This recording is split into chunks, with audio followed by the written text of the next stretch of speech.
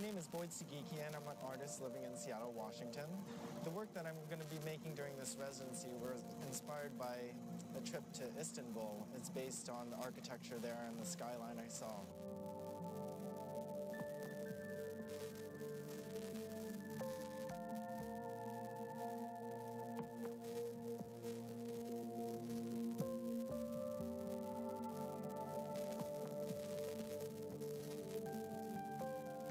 Many of the forms based on Istanbul's skyline was from seeing the structures next to one another, ancient structures next to modern buildings. Many times during our travels, much of the work is inspired by places that we go to and things that we see.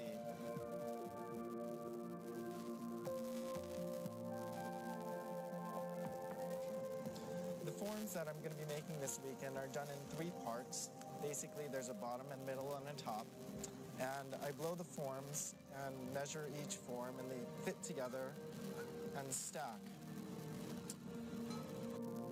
Lisa and I worked together. We first met at the Rhode Island School of Design, and we share a studio in Seattle, Washington, where we work together every day.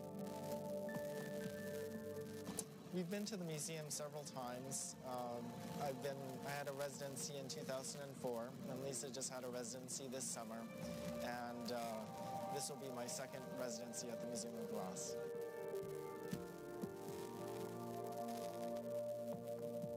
The museum's an incredible place to do some work. It's a fantastic crew, and it's a real pleasure to be here.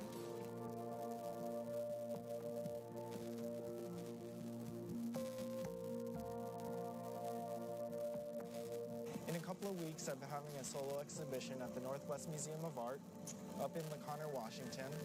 And so you'll be able to see some of these forms up there in a couple of weeks.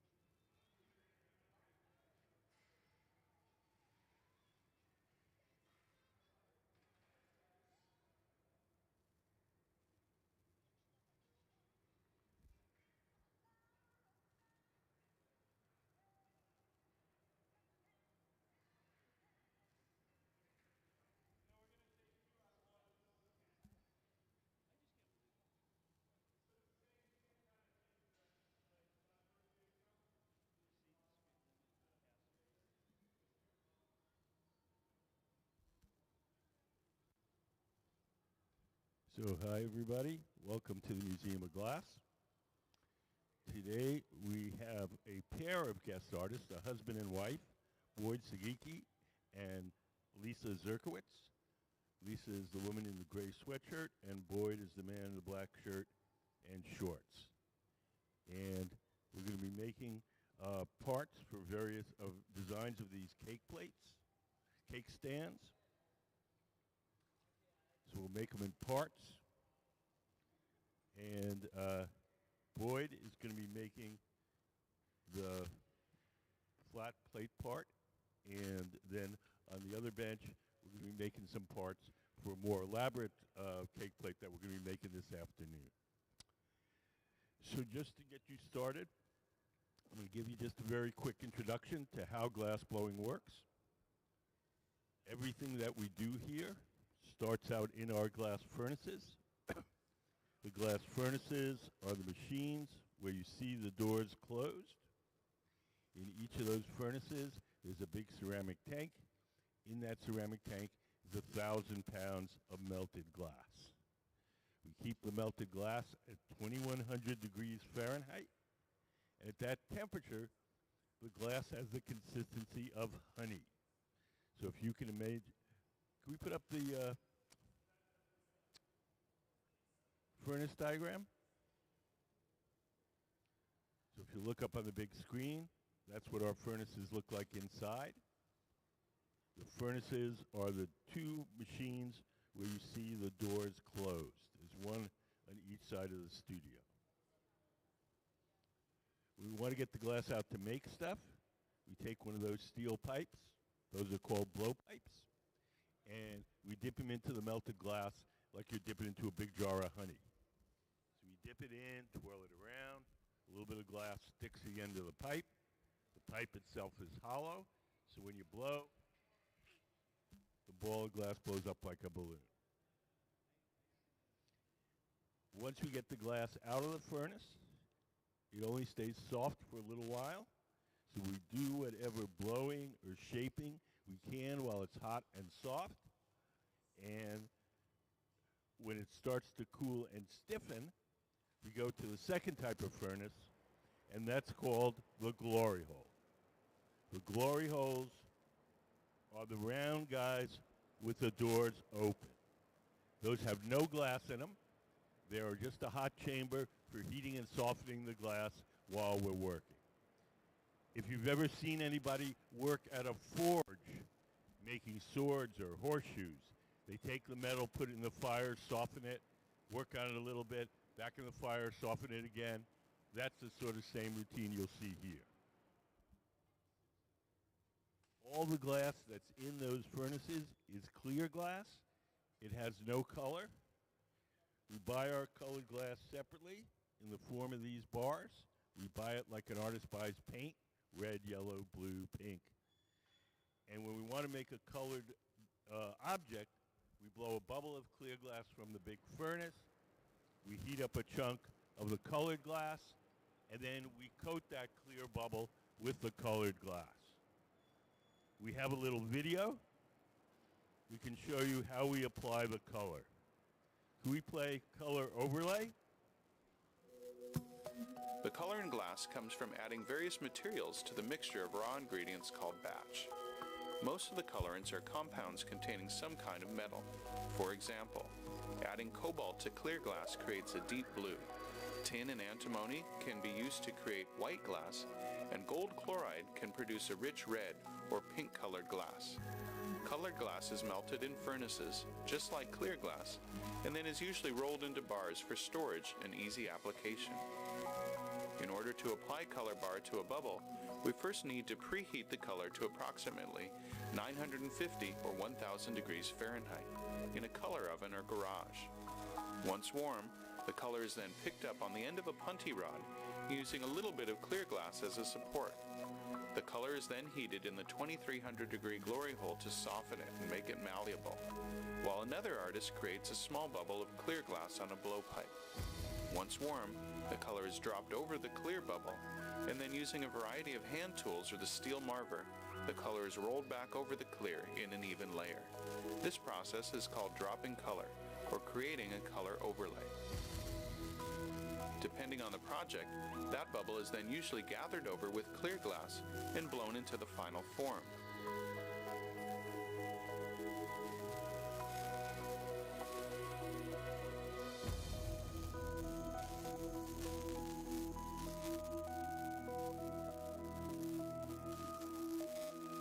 The finished product may appear to be all made from colored glass, but when viewed in cross-section, we can see that there is only a thin layer of color sandwiched between many layers of clear glass.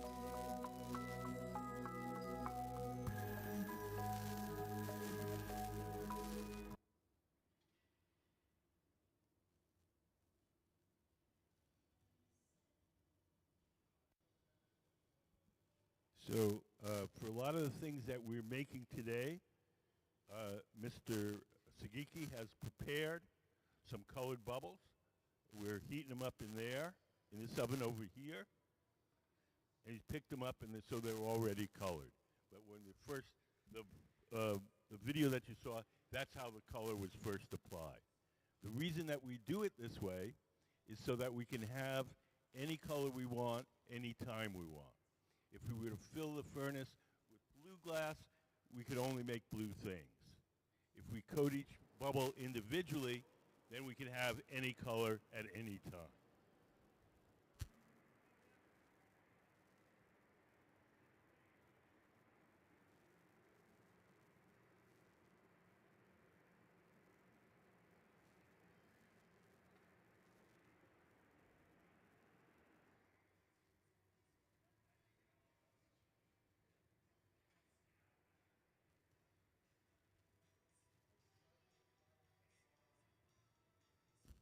Does anybody have any questions so far?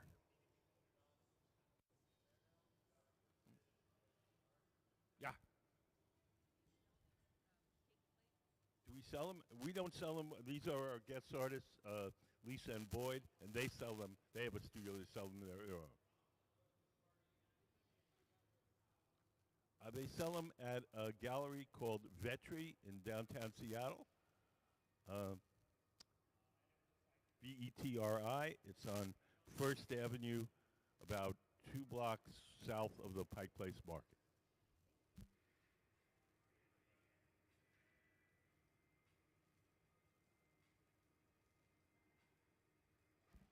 So Boyd and Lisa are husband and wife.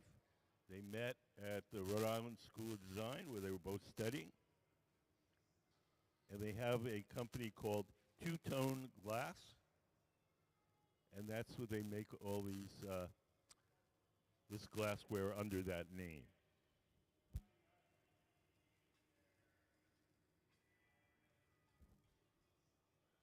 Boyd and Lisa teach glassmaking. They've taught glassmaking all over the world. They just came back from 4 years of teaching glassmaking in Japan at the Toyama Institute of Glass Art. They've taught in Turkey and a variety of places all over the United States.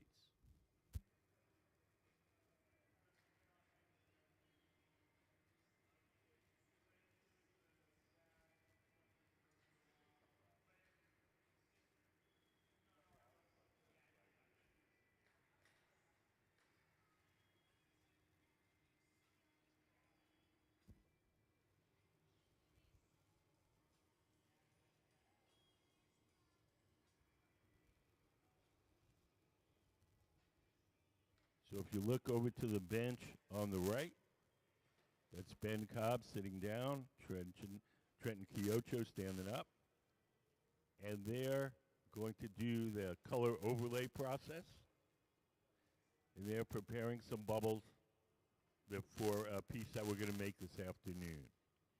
So one of them has a clear bubble, the other one has some black glass, and we're going to coat the clear bubble with the black glass. All glass, when it's hot, looks orange. The orange color that you're seeing is the glow from the heat, not the color of the glass. I only know it's black because they told me.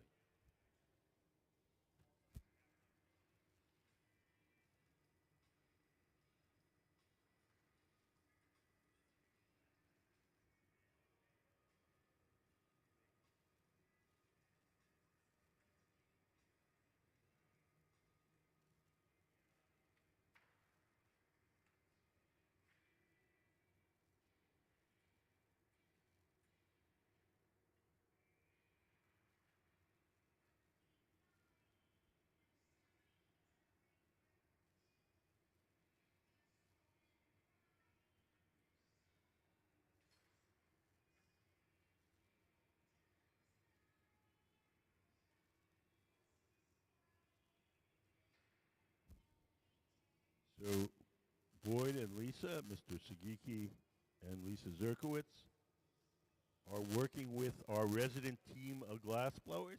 All the other folks that you see working on the floor are glass blowers that work for the museum. We have an incredibly talented resident team, and they assist our guest artists. We have roughly 30 guest artists over a period of a year. They come from all over the world, Italy, Sweden, of course a lot of them from the United States. And they come here for 5 days. They get the run of the shop. They work with the assistance of our team. And they'll leave one piece for our museum collection and one for our annual auction. And everything else they'll take home with them. Does anybody have any questions?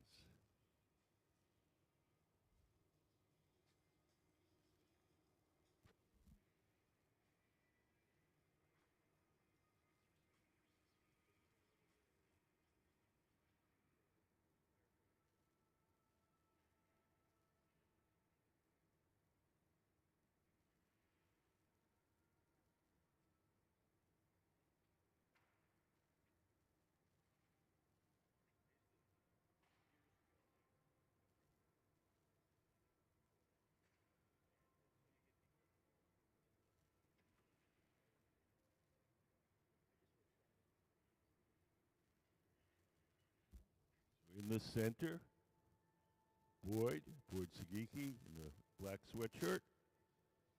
He's made what's called a collar. And we're going to take our multi-colored bubble and we're going to stick it on the collar.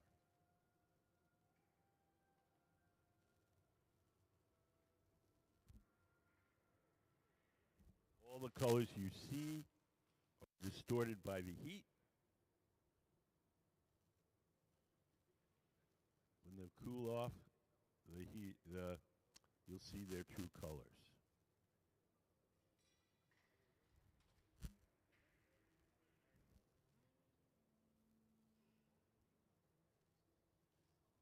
Does anybody have any questions? You can see examples of Boyd and Lisa's work on the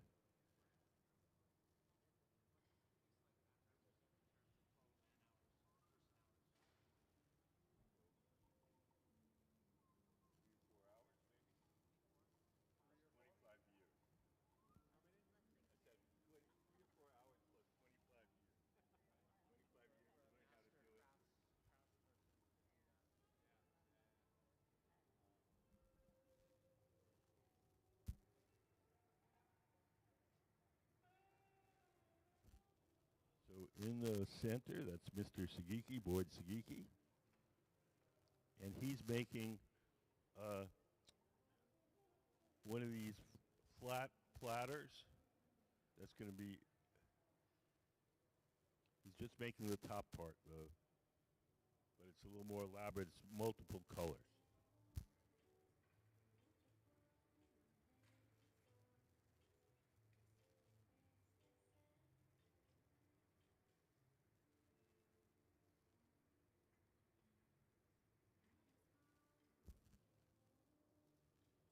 Notice that one of the glass boards is seated to the left of the workbench. Could you turn the light off, please?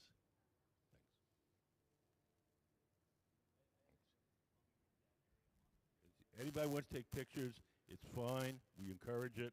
Just no flashes.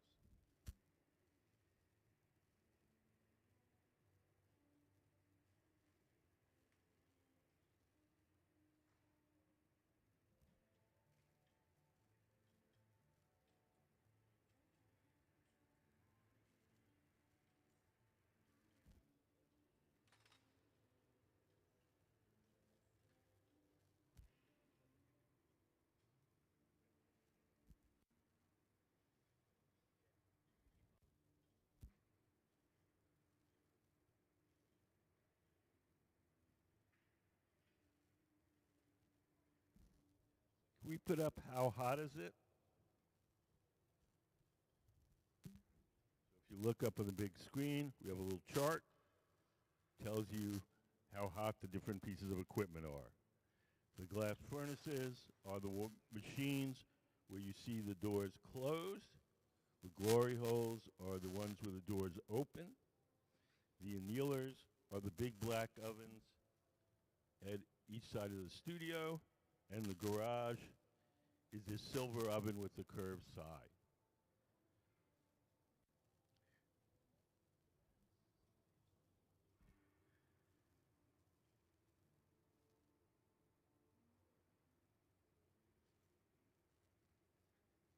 Thank you.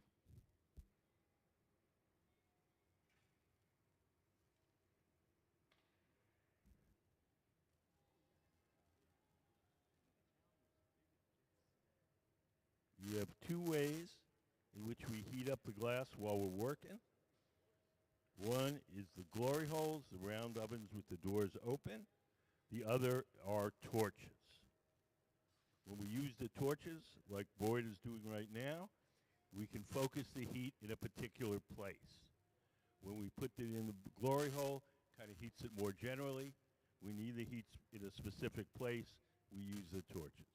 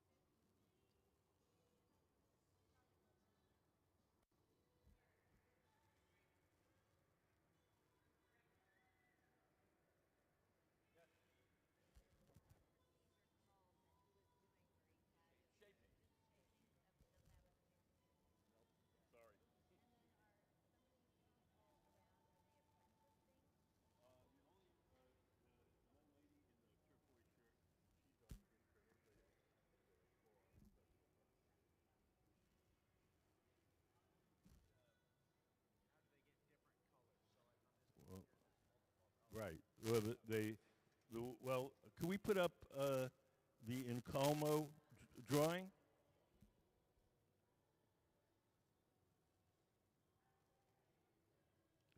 So when we want to make something that has different sections of different colors, we blow two bubbles.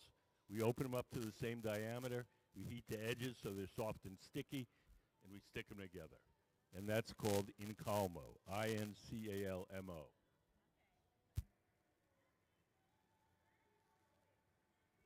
Thanks.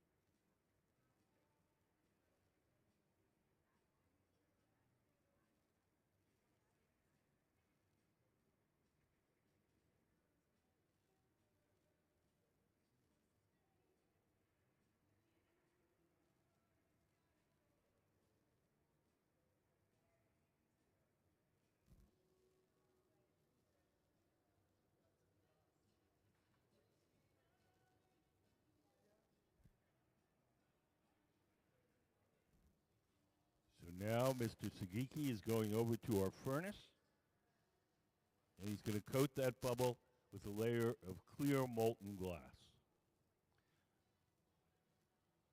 Behind that door, there's a big ceramic tank. In that ceramic tank is 1,000 pounds of clear molten glass. We keep it at 2100 degrees.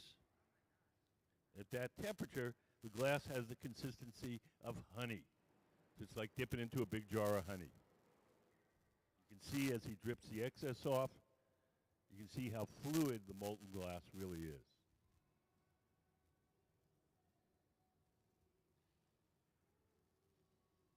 Once again, all glass, no matter what color it is, looks orange when it's hot. That's not when it cools off, it returns to its true color. If you think about your own homes, if you have an electric stove, the burners are gray when they're cold. When you turn them on to cook something, they get hot, they glow orange for a little while, turn them off, they cool down, and they're gray again. That's the same thing you're seeing here with the glass.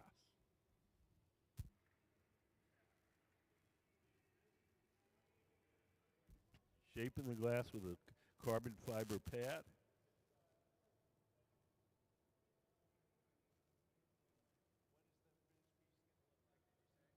It's going to be a kind of a platter, large platter.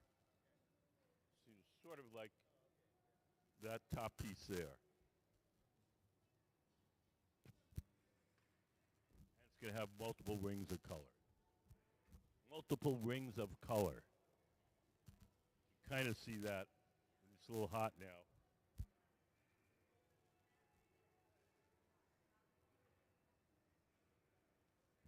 Any color that you start with, that's the color you end up with. So if you make a bubble of green and a bubble of blue, you put them together, they're going to look orange while they're hot. When they cool down, they'll be blue and green again. Whatever you start with, that's what you end up with.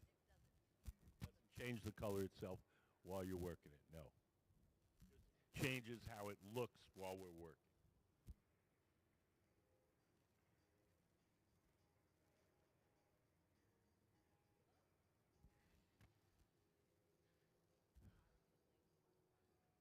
So now Sarah, sitting down to the left of the workbench, she's the person that's blowing. She's blowing through the steel tube, the blowpipe, and inflating the glass as Mr. Sugiki shapes it.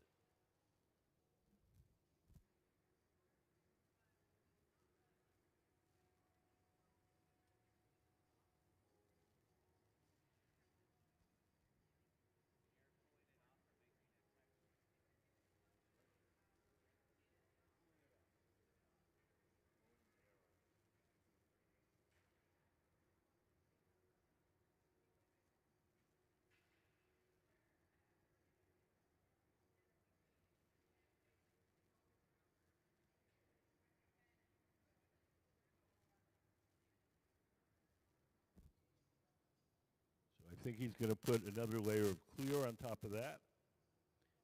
So when we add glass to it, we let the bubble cool and stiffen before we immerse it in the big tank of molten glass. Can we put up the glass furnace diagram? So the furnaces are the machines where you see the doors closed. And if you look up on the big screen, you'll see what they look like inside. There's a big ceramic tank and 1,000 pounds of melted glass.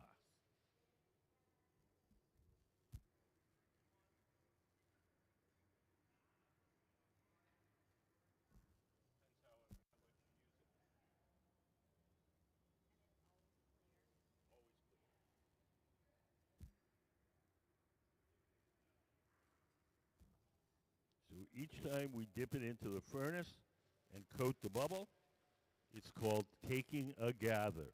G-A-T-H-E-R. Yep. Like gather rosebuds while ye may.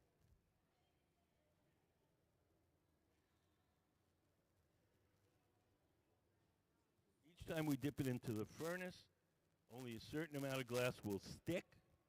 So if we need a lot of glass to make something, we have to build it up in layers.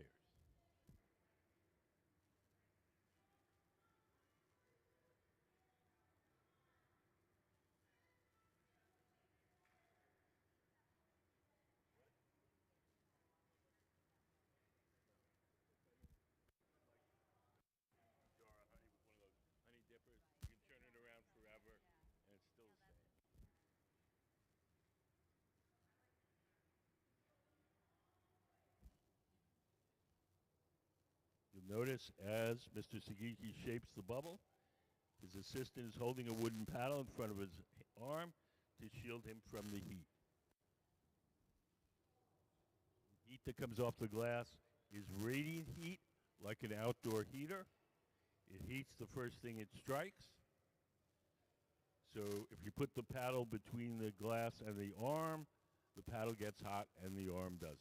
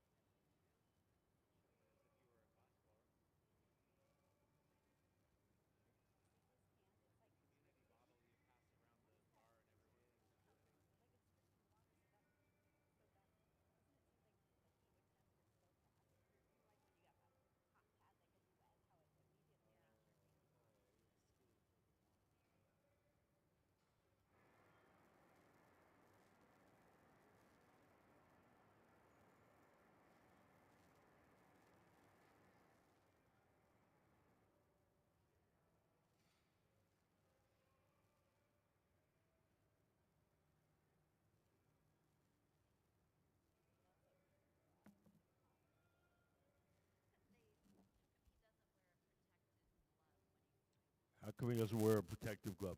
Because he doesn't need it. Um, if he gets, if we're making something he feels uncomfortable, then he'll put a glove on. As long as he's comfortable, he doesn't.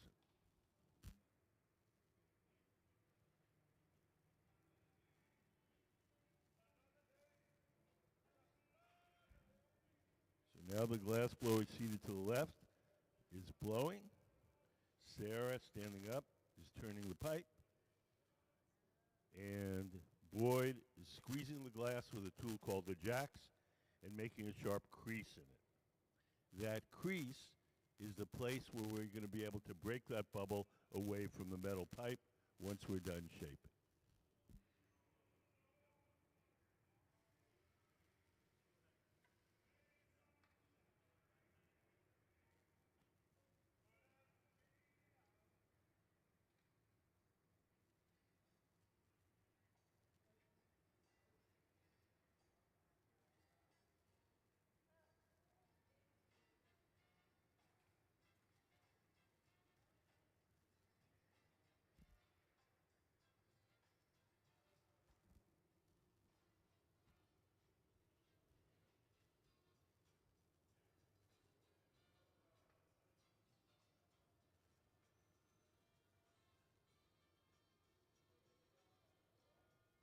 So Sayuri, seen to the left, is blowing. Mr. Sugiki is shaping that bubble. And now he's taking the jacks and reinforcing the jack line, we call it, that crease. So it's nice and crisp. And we're ready to break that away from the pipe. It'll come off cleanly.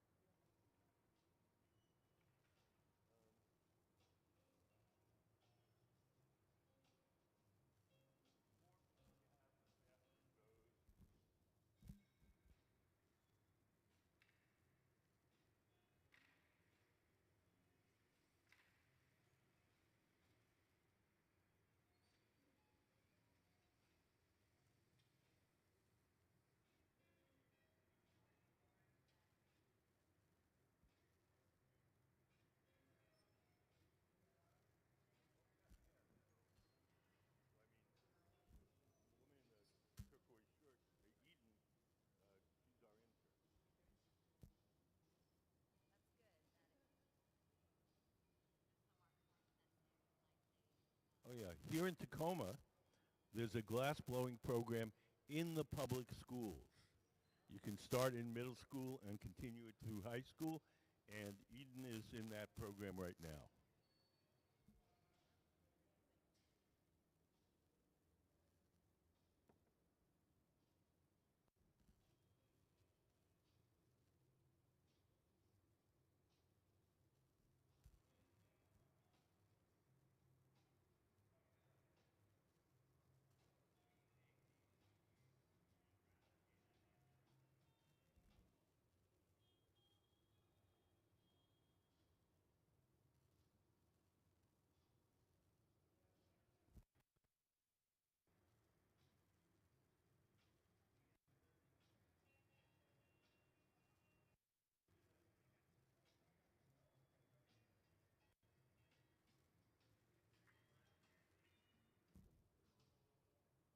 Now Boyd is flattening the bottom with a wooden paddle. You can see the flames coming up off the wood.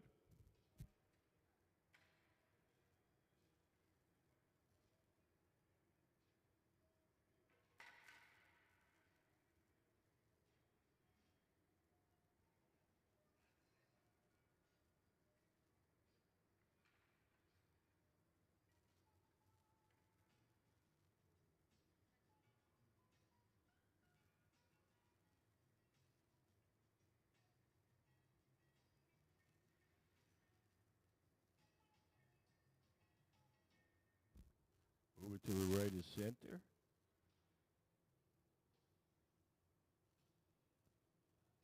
That's Lisa Zerkowitz, one of our other guest artists. And she's going to make what's called a punty. And we're going to use it as a temporary handle to hold that bubble from the bottom while we shape the top. Oh no, we're going to add a little pad of clear on the bottom. Then we'll make the punty.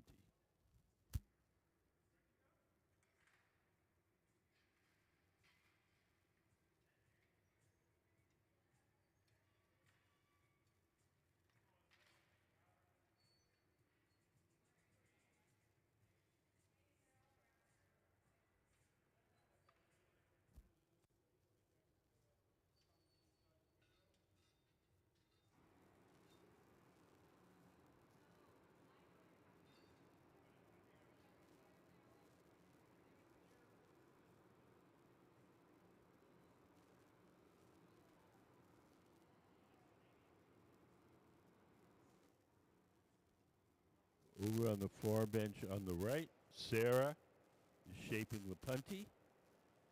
P-U-N-T-Y. We're going to attach it to the bottom of our bubble, and then we're going to break the glass away from the original pipe.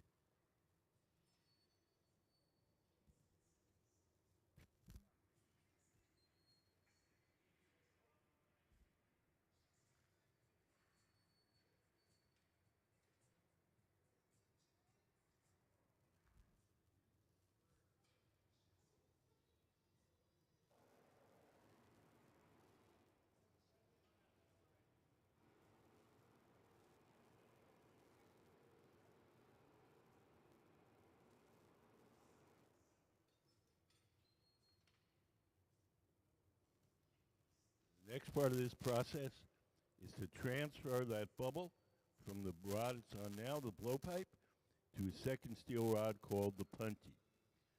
Sarah, in the black shirt and shorts, has the punty. She's coming across the studio. She'll bring it to Boyd, sitting at the workbench, and we'll stick it on. So this is not part of the object. It's just there to temporarily hold it from the bottom while we work on the opposite side.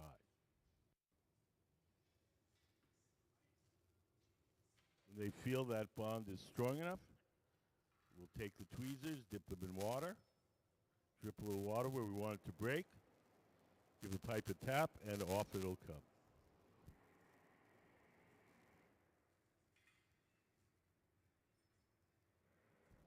So there's the water. There's the tap, and off it comes.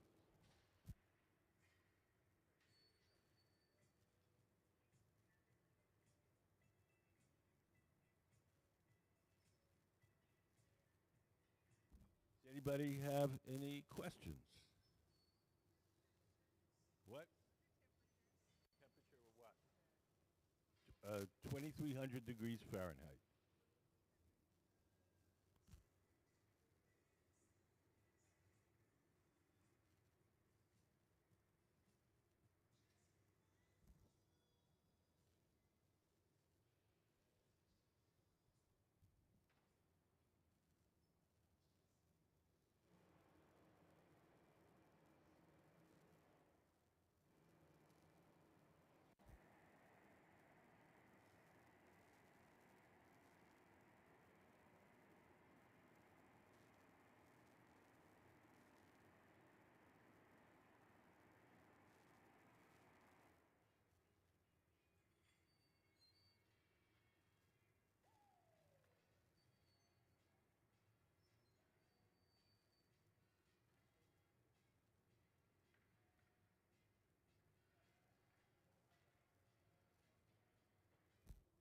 We're going to be making this into a big platter. There's just a slight dish to it. So we're going to open up that hole and make it wider, wider, wider until it flares out into a flat shape. And give it a little push. We'll have a little slightly dished platter.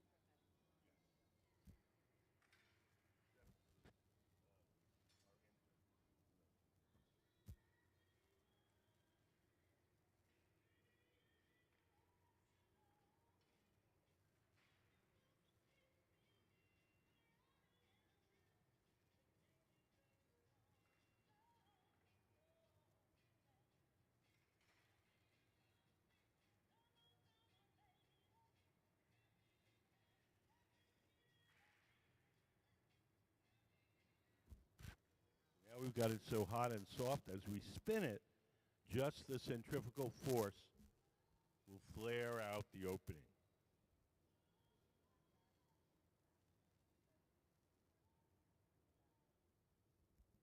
And Boyd Sugiki, our guest artist, is keeping it in check with that carbon fiber pad.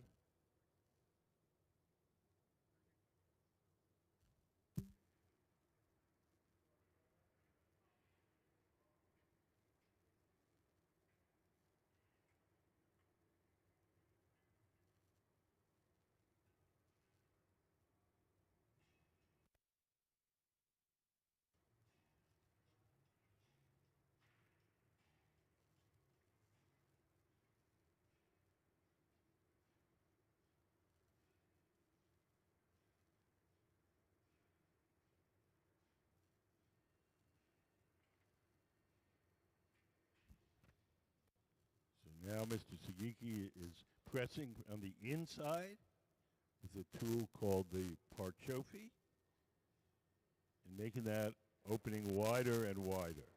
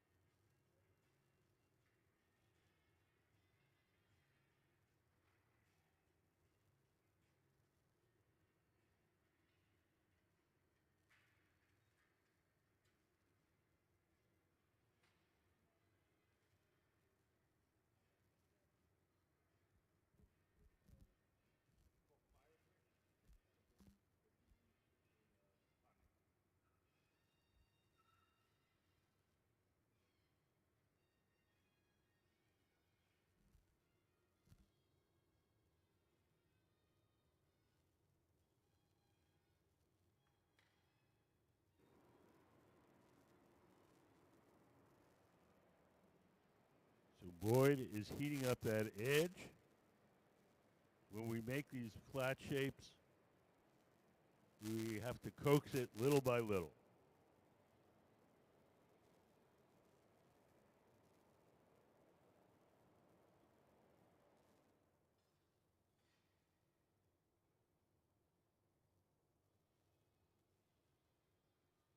So Sarah's heating it up in the round oven. The round oven is called the glory hole. You put up the glory hole diagram.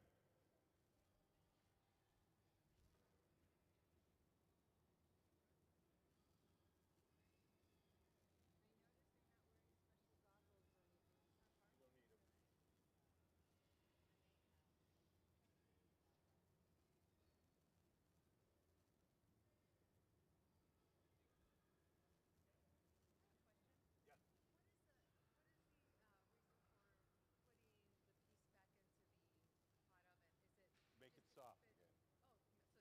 Yeah, each time you heat it up, it only stays soft for a little while. So you do whatever shaping you can while it's hot and soft, and as it starts to cool and stiffen, you return to the glory hole and heat it up again. Nope.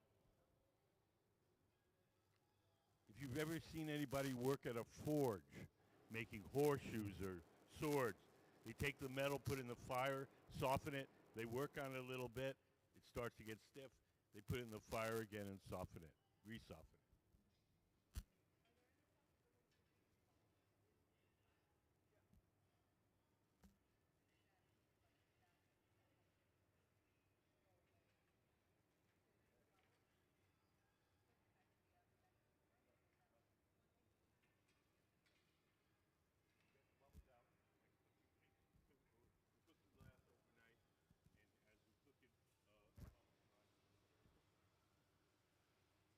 Takes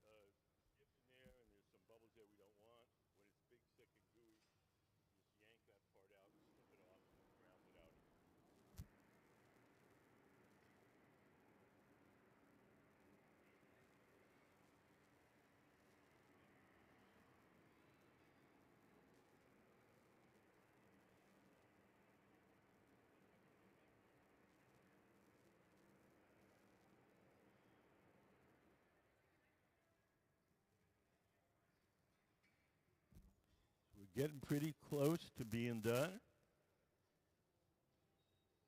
Everything that we make here has to be cooled slowly or it'll break. When we finish this, we'll take it off the metal rod. We'll place it in one of these big black ovens called the annealer, where it'll be cooled slowly overnight. If we just made it and put it on the table and let it cool on its own, it would cool too quickly and unevenly, and it would break.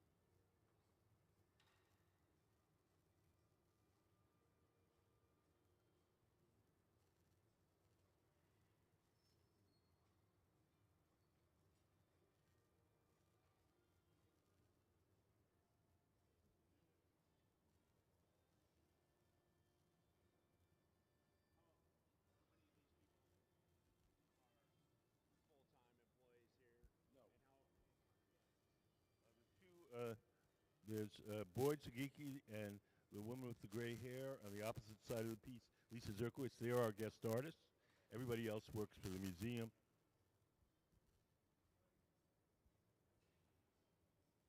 We have a team here when we have guest artists that will assist the guest artists.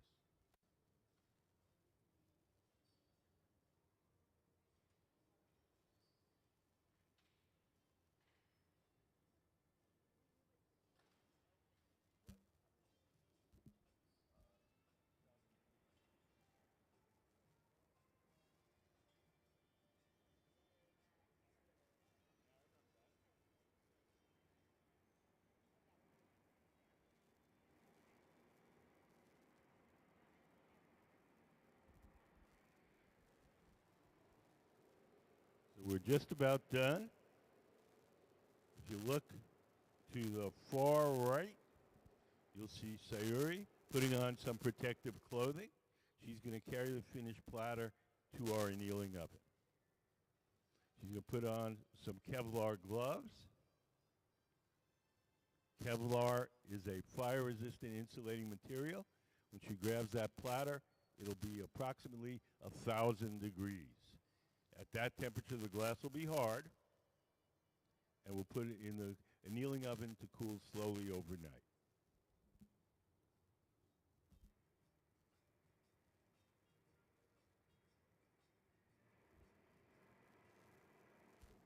In order to get the platter off the metal rod, once again, we'll use water. We'll drip a little water on the joint between the metal rod and the platter itself. The water will crack that joint, and just a light tap will release it.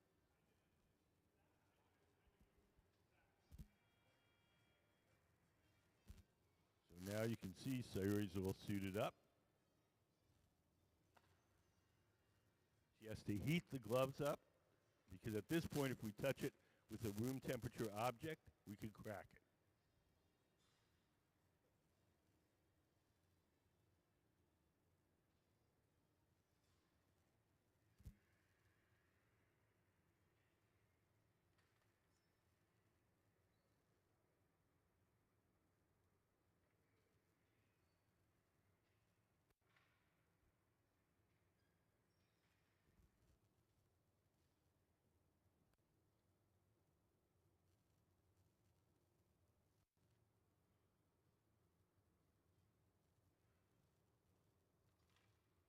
A little tap. Off it comes. And into our annealing oven to cool slowly overnight. So let's have a big hand for Boyd Sugiki, Lisa Zerkowitz, and the Museum of Glass Hot Chop team.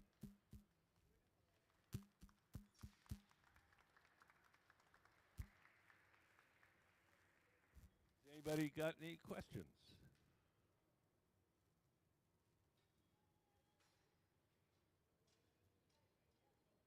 You're welcome.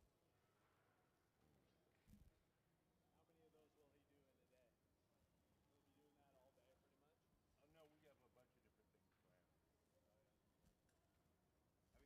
planned.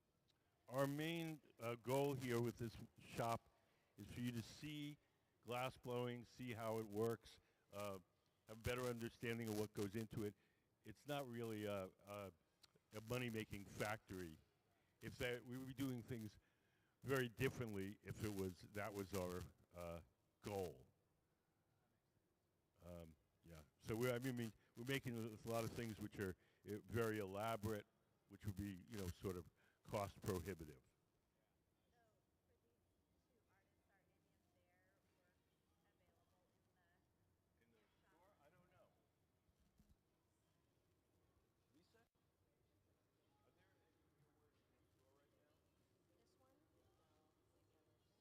Nope, no works in the store here, but they sell them in downtown Seattle at a place called the Vetri Gallery on First Avenue, about a couple blocks south of the Pike Place Market. You can see more of their work. Their company is called Two Tone Glass, and they have Instagram and Facebook and all those kinds of things.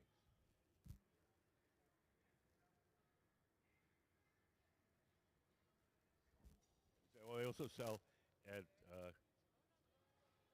Cannon Beach, the White Bread Gallery.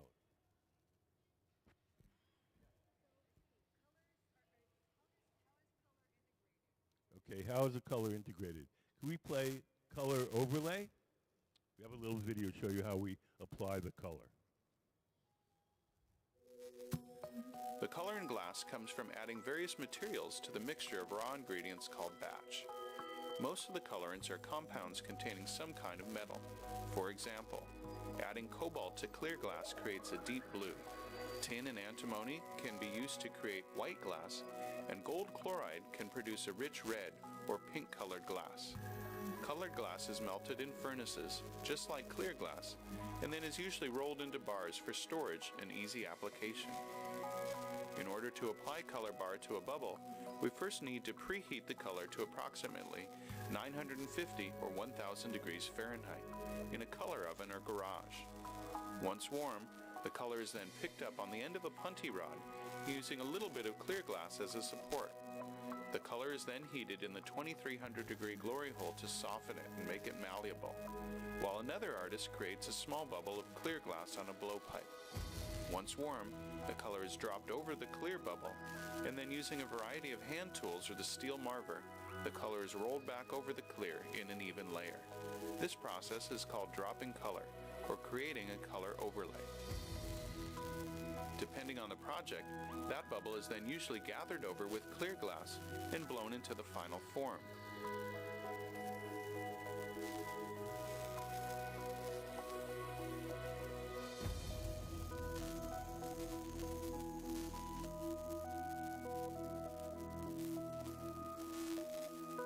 The finished product may appear to be all made from colored glass, but when viewed in cross-section, we can see that there is only a thin layer of color sandwiched between many layers of clear glass.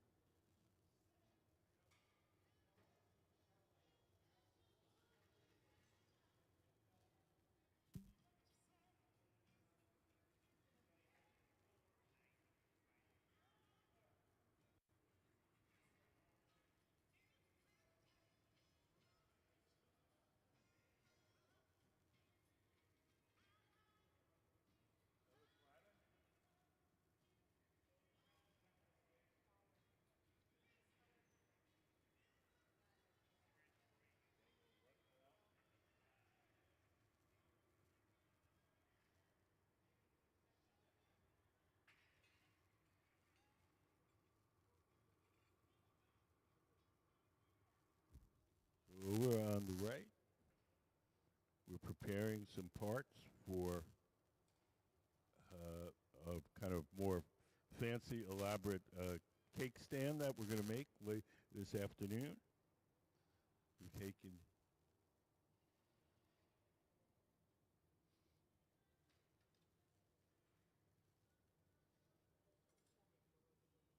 so we're going to make 2 bubbles, and we're going to join them together. This is called Incalmo. Can we put up the Incalmo drawing?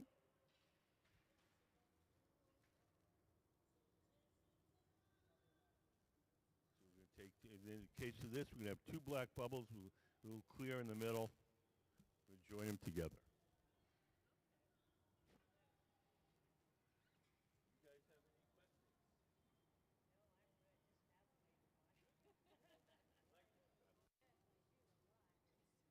So we're going to make another one of those platters. And we have some prepared bubbles with multiple colors.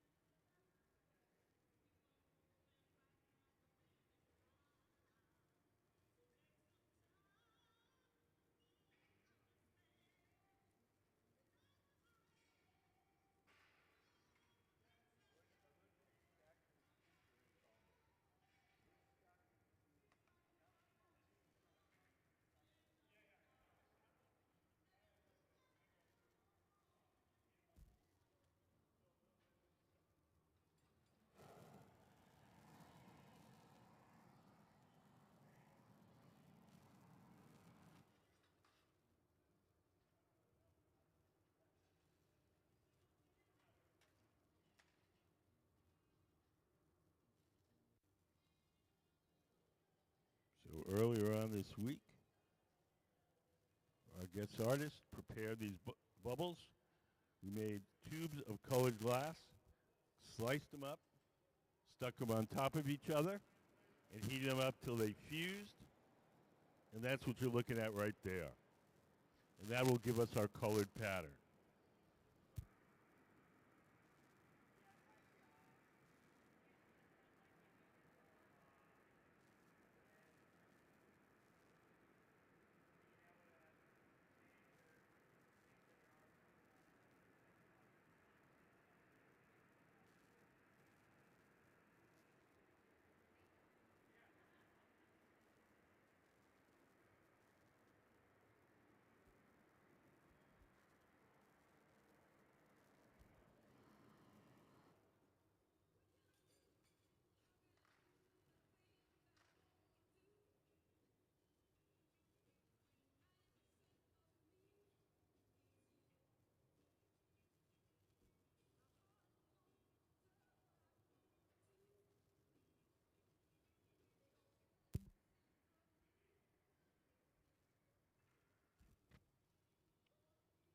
Boyd and Lisa, Boyd Sugiki and Lisa Zerkowitz. Boyd is the man with the shaved head at the center of the workshop. Lisa is the woman with the gray hair standing to the side. They're husband and wife. And they have a collaborative glass company they call Two-Tone Glass here in Seattle. Boyd and Lisa recently returned from Japan, where they were teaching glass making for about 4 years.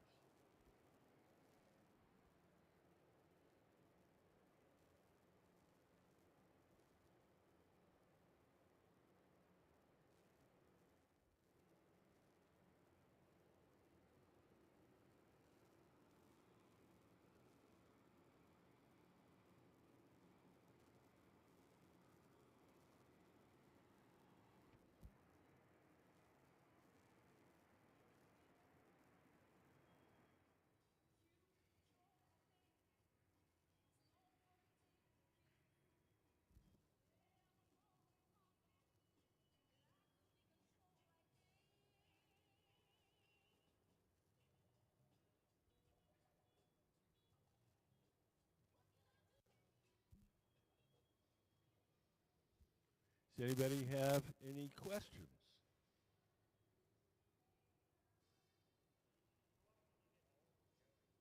How often do what?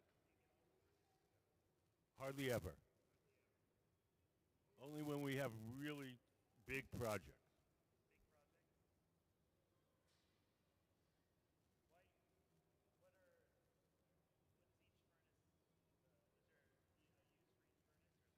There's two kinds of furnaces. There's the glass furnaces and the glory holes. The glass furnaces are the ones where you see the doors closed. Can we put up the glass furnace diagram? So if you look up on the big screen, you have a diagram.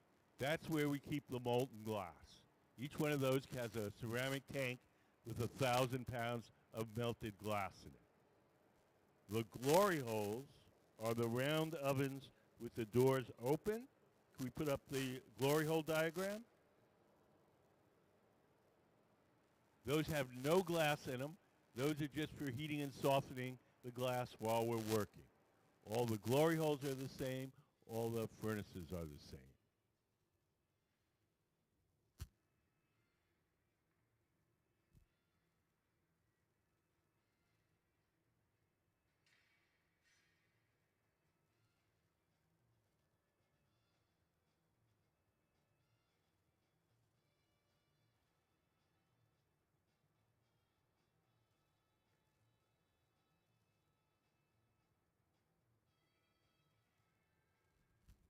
So Boyd and Lisa, our guest artists, have pre-prepared these multicolored bubbles.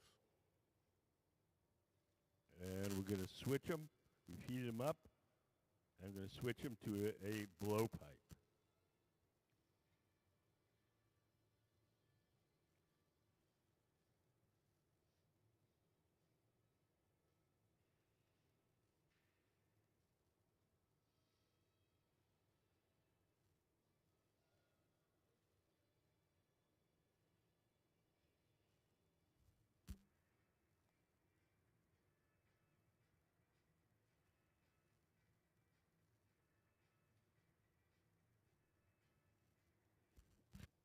Now you can see Boyd is just heating up that bubble in the glory hole.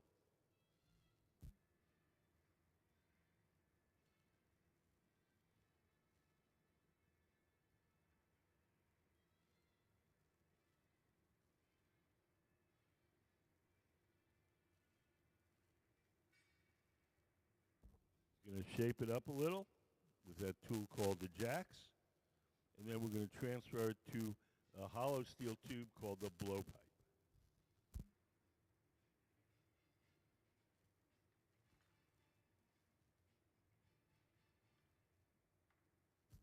All the colors you see while we're working are distorted by the heat. Everything, the hotter it gets, the more orangey it looks.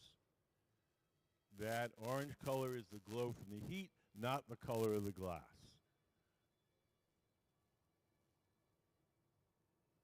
When the glass cools off, it will return to its natural color.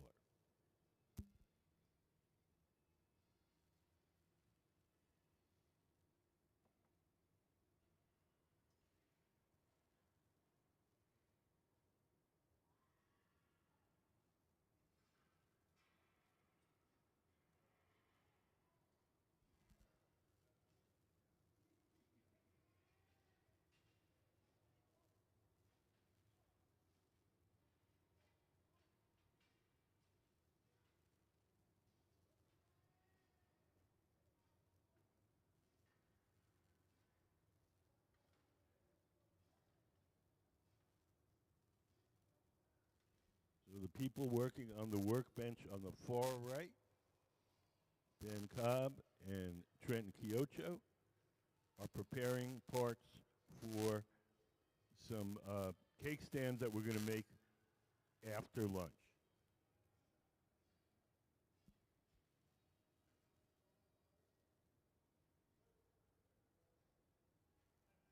Boyd in the black sweatshirt is now put a little molten glass on the end of his blowpipe. He's going to make what we call a collar. like a collar on your shirt. So it'll be a ring of glass around the end of the pipe. It'll leave the little hole in the end of the pipe open, and we'll attach the colored cylinder to it.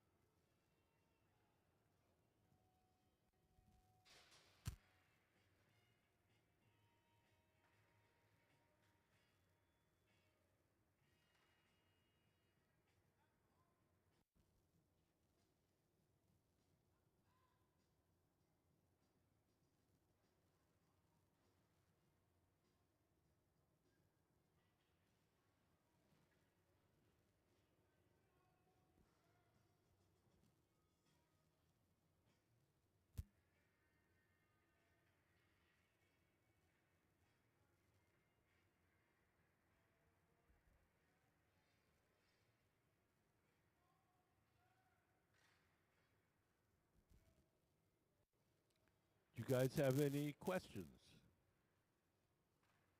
Do you have any questions?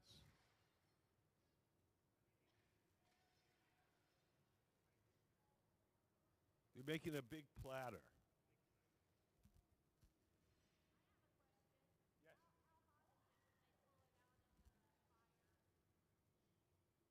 It depends.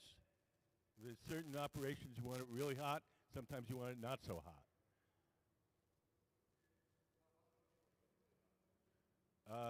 Probably about 2,000 degrees. But do they take for what? They're careful. We've had very good safety record here. I think we've only had one trip to the emergency room in 22 years.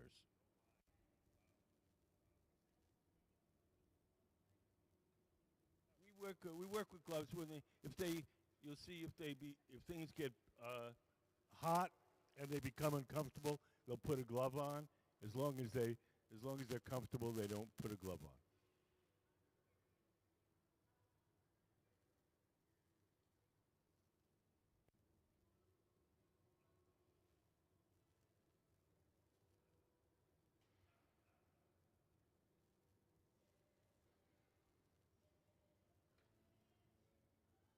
So now we have our multicolored bubble on a blowpipe. We're going to shape that up, and then we're going to start to coat it with more clear molten glass.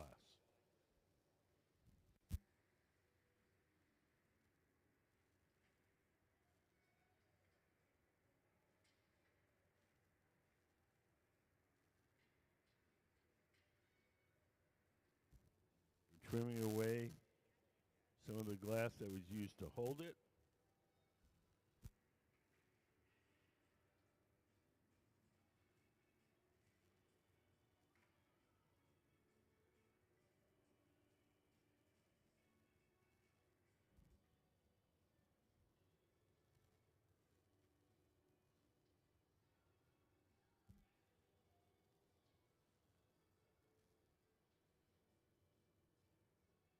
Over on the right, we're doing what's called a color overlay. We've got a bubble of clear glass, the man sitting down at the bench. And Eden in the turquoise shirt is bringing over some colored glass, which I believe is black. And I'm going to coat that clear bubble with the black glass. And these things that they're making on the bench on the right will be part of an elaborate cake stand that we're going to make this afternoon.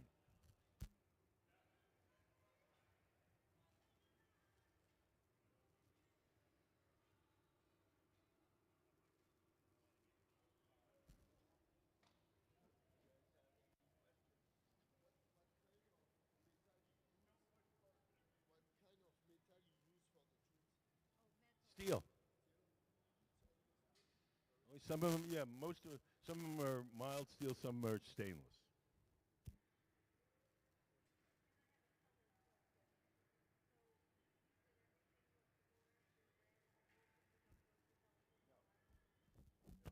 What you're seeing right now is the glow from the heat.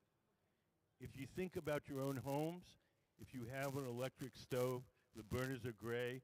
When you turn them on to cook something, they get hot. They glow orange for a little while. Turn them off.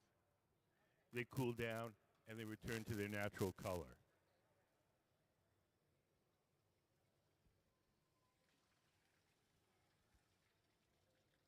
So when the glass is really hot, everything looks orangey. When it cools down, it becomes, celadon green or whatever. Yes, I mean, whatever color you start with, we coat the bubble with, that's the color it's going to be at the end. While you're working, it's going to look orange.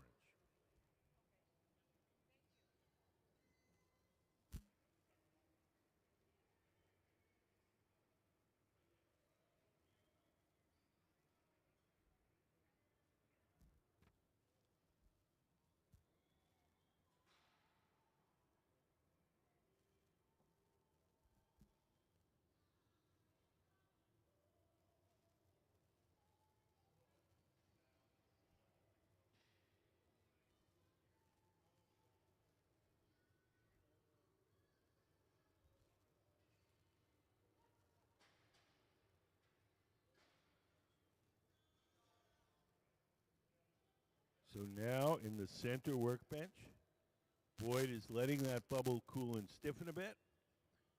And then we're going to coat it with another layer of clear glass.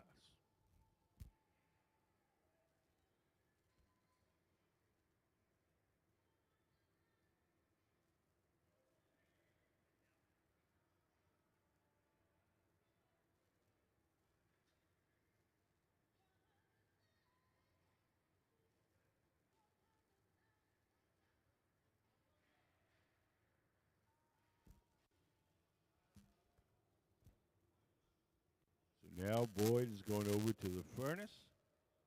Behind that door, there's a big ceramic tank. In that ceramic tank is 1,000 pounds of melted glass. The melted glass has the consistency of honey. It's like dipping into a big jar of honey. You can see as he drips off the excess into that can how fluid the molten glass is.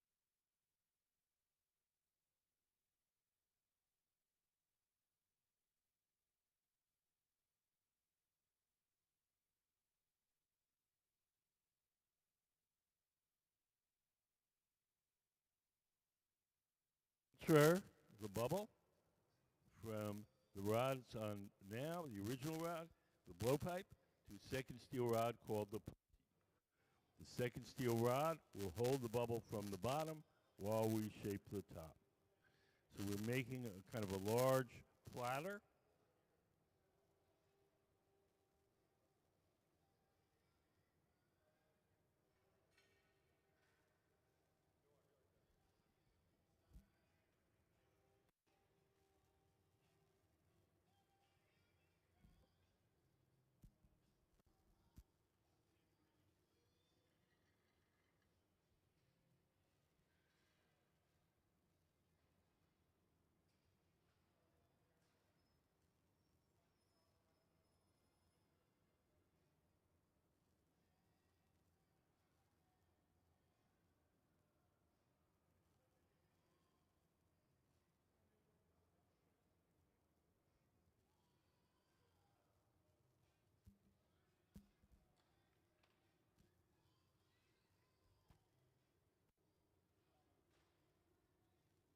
I'll see if I can find that book for you. It's out of print, and the copies have become very expensive. Okay. Yeah. We'll see if I know I have it, but I'm not sure where. Yeah, let me look at it. That's the way either. Again, but you get, do stuff by feel. Wasn't Yeah, he the did. method? Yeah. Yeah. Just sort of mix it up and paint a line. See how it dries. Yeah, we'll dry it, and then if you push, if you rub your finger over it and it stays on the glass, then it's good. If it comes up, it's too little gum. If it's hard to get it off, it's too much gum. Then that's the way I've learned. That's the way. But I'll give you Kathy's formula if you want to measure it. Yeah. See if I can find that book for you.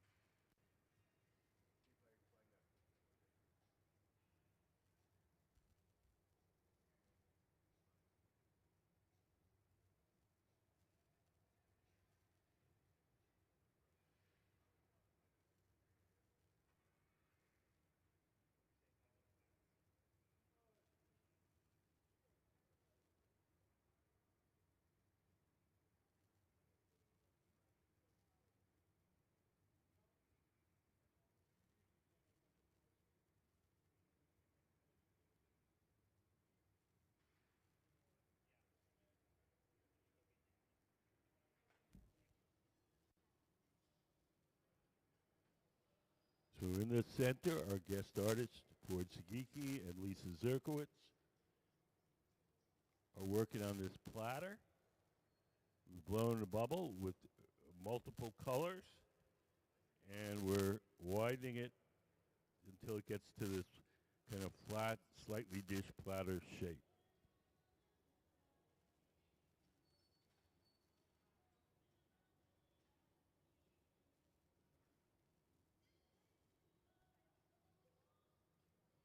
When it's hot and soft, and when we spin it, the centrifugal force pushes the sides of the bubble outward, and just slowly coaxing it towards flat. We're not going to get completely flat, just almost flat, and leave it a slightly dished.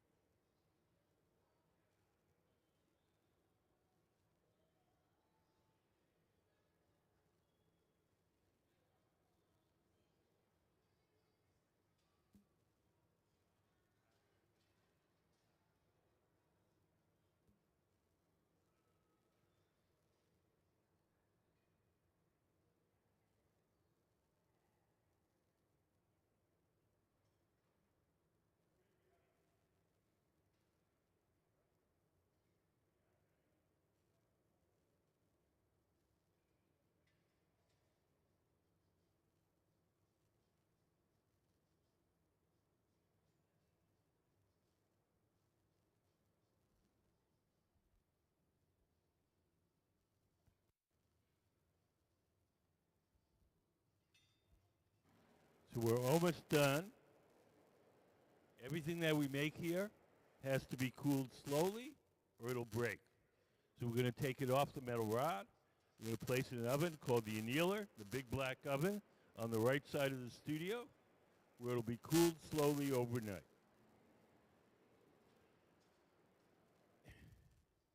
We're ready to remove the glass from the metal rod. We'll drip a little water on the joint between the metal rod and the platter itself. The water will crack that joint, and then a little tap on the pole will release.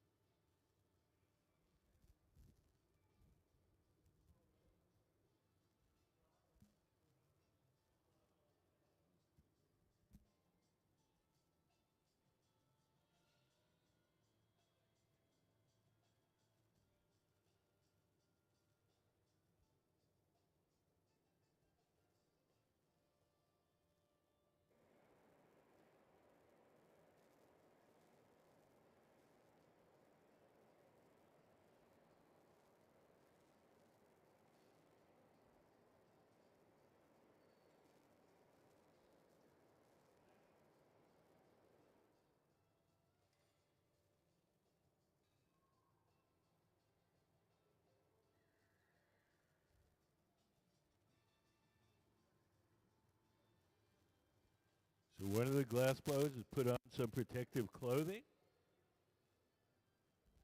And she's going to carry the finished platter to our annealing oven where it'll be cooled slowly overnight.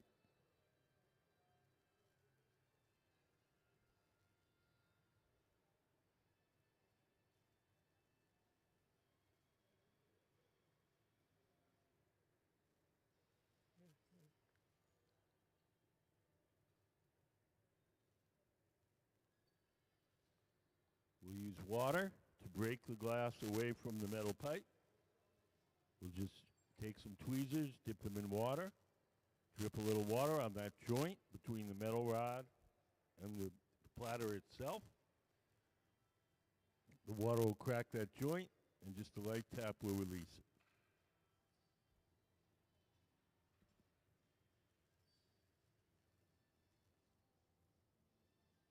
Does anybody have any questions?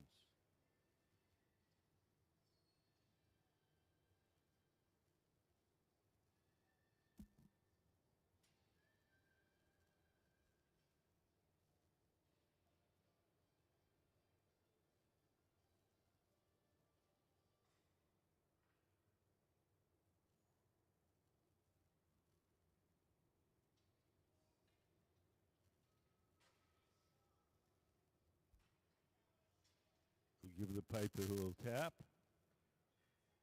Off it comes, and into our annealing oven to cool slowly overnight.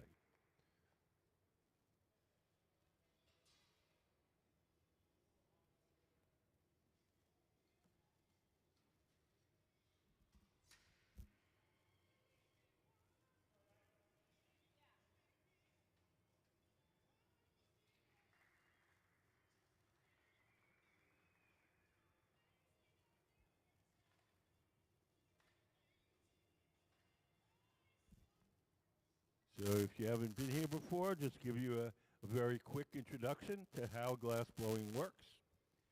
Everything that we do here starts out in our glass furnaces. The glass furnaces are the machines where you see the doors closed.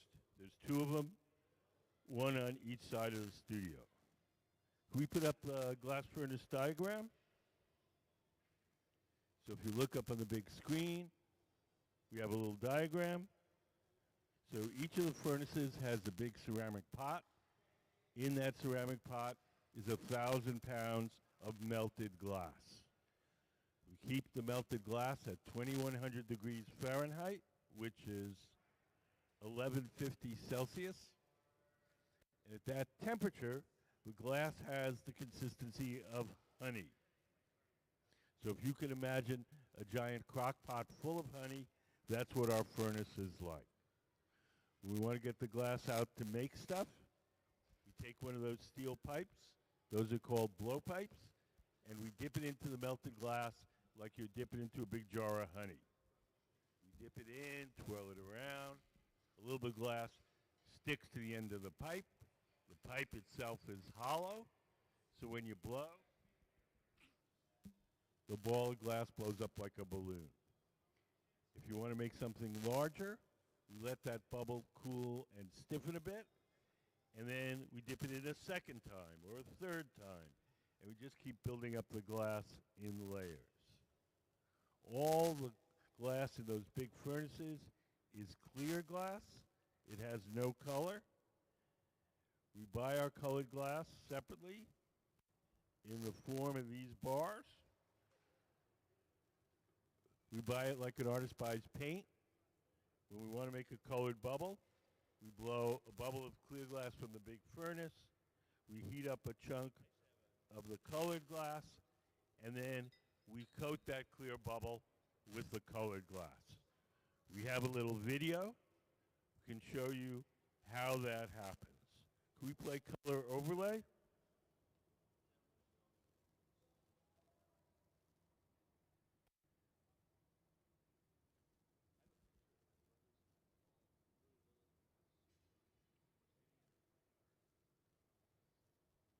Can we play color overlay?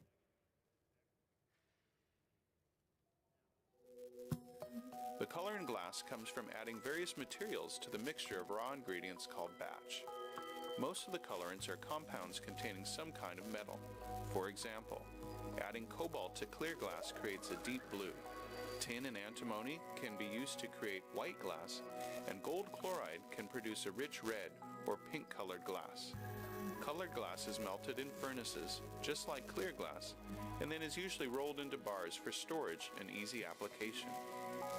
In order to apply color bar to a bubble, we first need to preheat the color to approximately 950 or 1000 degrees Fahrenheit in a color oven or garage.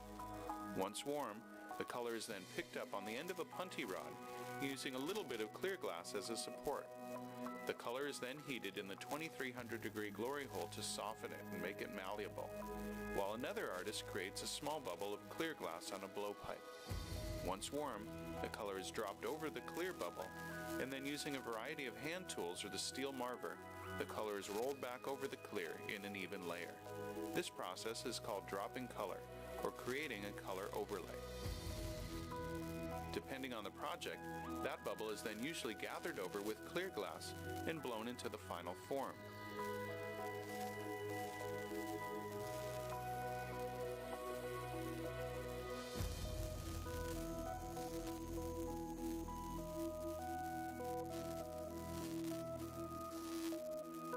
The finished product may appear to be all made from colored glass, but when viewed in cross-section, we can see that there is only a thin layer of color sandwiched between many layers of clear glass.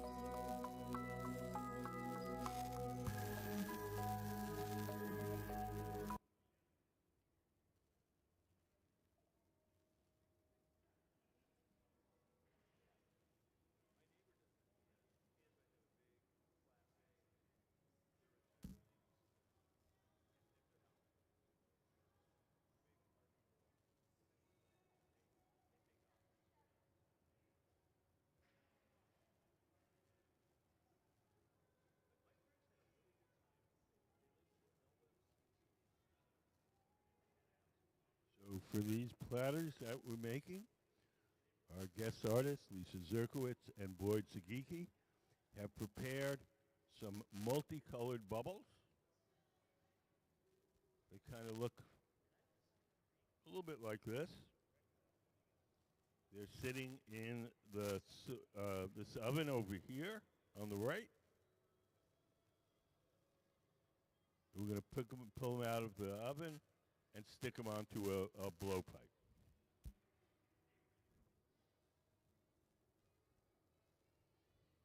So now Boyd's going over and grabbing our multicolored bubble.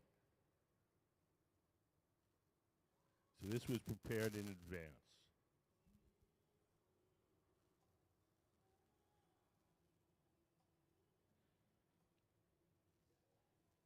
Lisa and Boyd blue tubes of colored glass, cut them up, stack them up to get the different stripes of color, and heat them up so they all stuck together.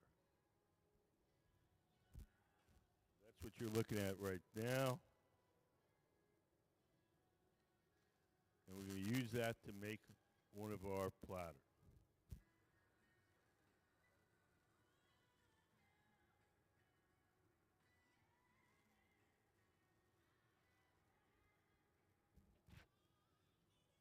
Boyd and Lisa, Boyd Sugiki and Lisa Zerkowitz, our guest artists, have been teaching glassmaking all over the world. They've taught in Turkey, in Japan, all over the United States, at the world-famous Pilchuck Glass School. And they're considered some of the best glass-blowing teachers in the world.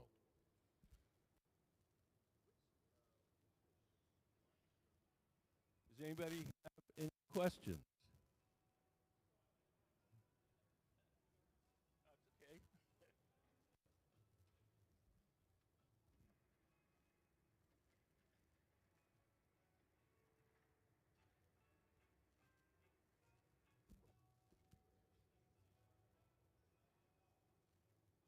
So we're cleaning up that little tube, and then we're going to stick it onto a blowpipe, a metal pipe, and then we're going to begin the process.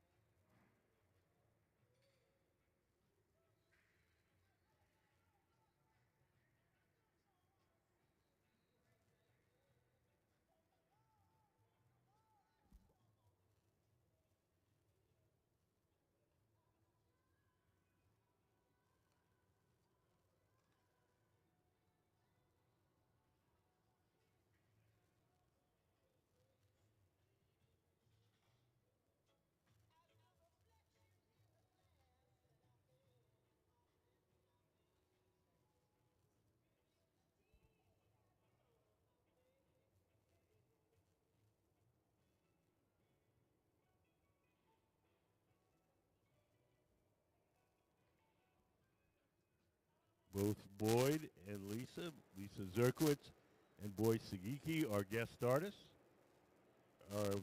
are graduates of the Rhode Island School of Design.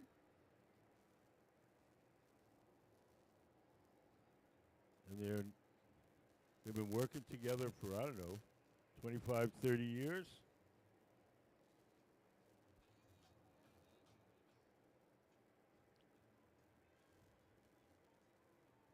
You can see examples of their work on our pedestals.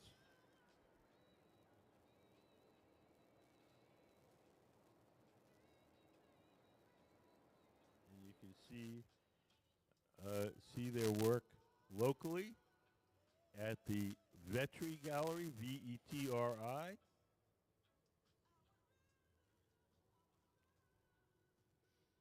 In Seattle, downtown Seattle, on First Avenue, a couple blocks south of the Pike Place Market. We put up some of Boyd and Lisa's artwork up on the big screen.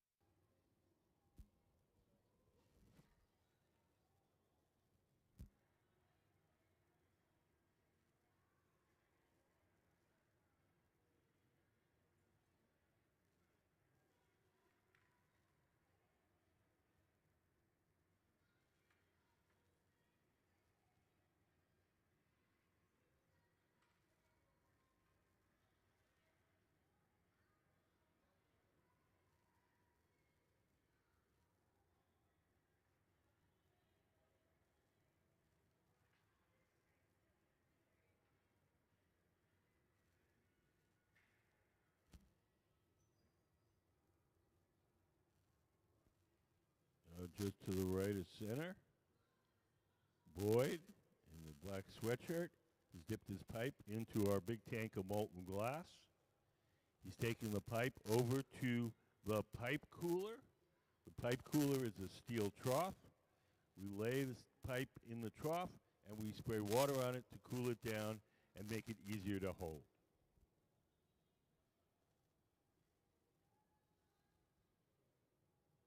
So he's making what's called a collar, like a collar on your shirt. So he's coating the outside of that pipe with a little molten glass and leaving the hole in the end of the pipe open. And we're going to stick that multicolored cylinder onto that.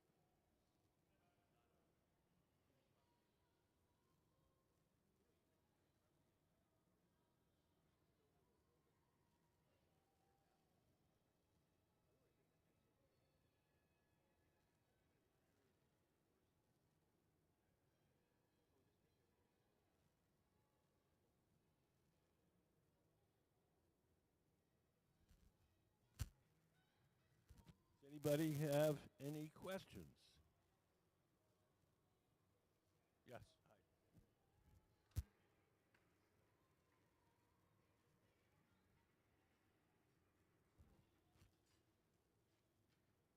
Do you guys have any questions? Okay. There you go.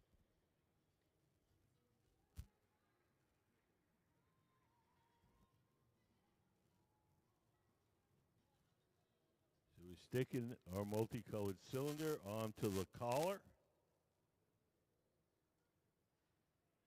We'll break it away from the pipe we used to pick it up. And now we have the beginning of our platter.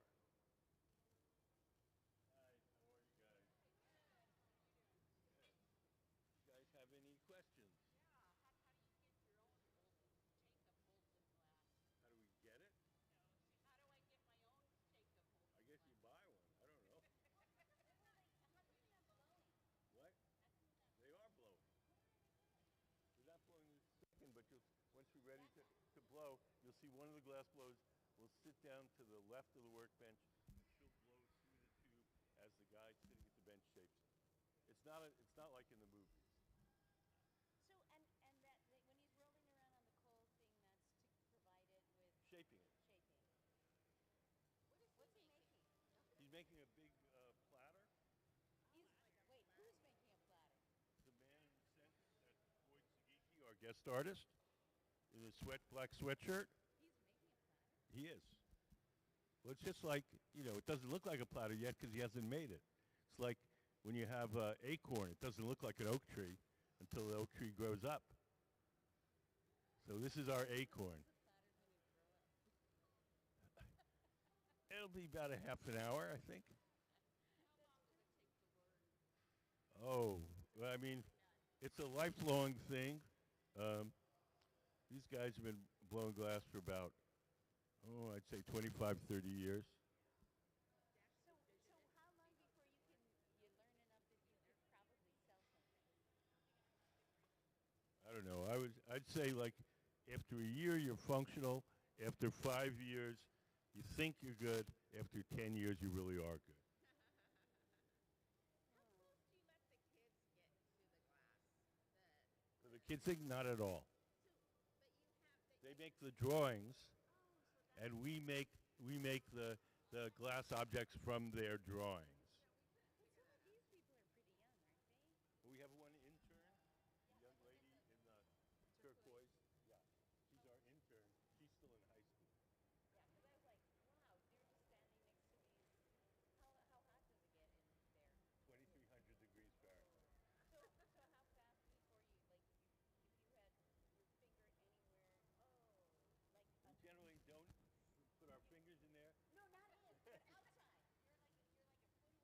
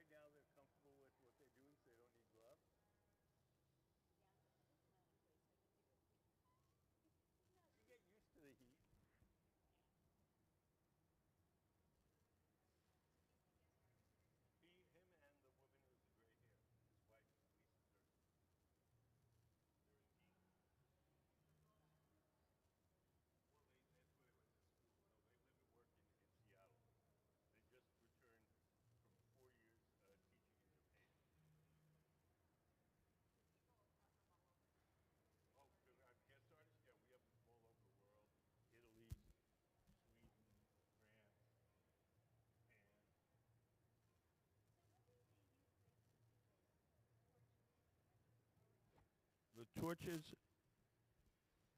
we use the torches when we want to put the heat in a specific place.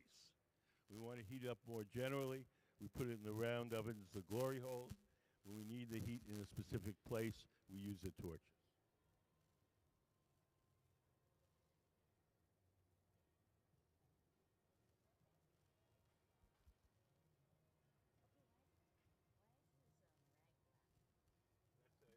The pad in his hand is a carbon fiber pad that he uses to shape the glass. Yes.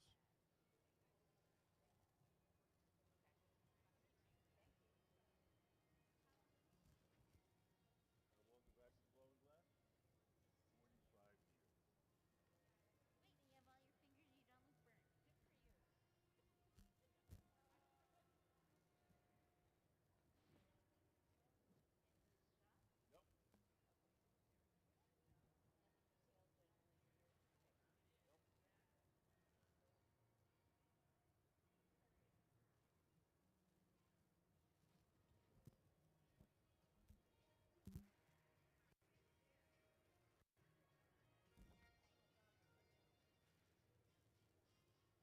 So right now we're letting that bubble cool and stiffen a bit before we dip it into our big tank of molten glass to coat it again. He's blowing compressed air on it just to hurry it up a little bit.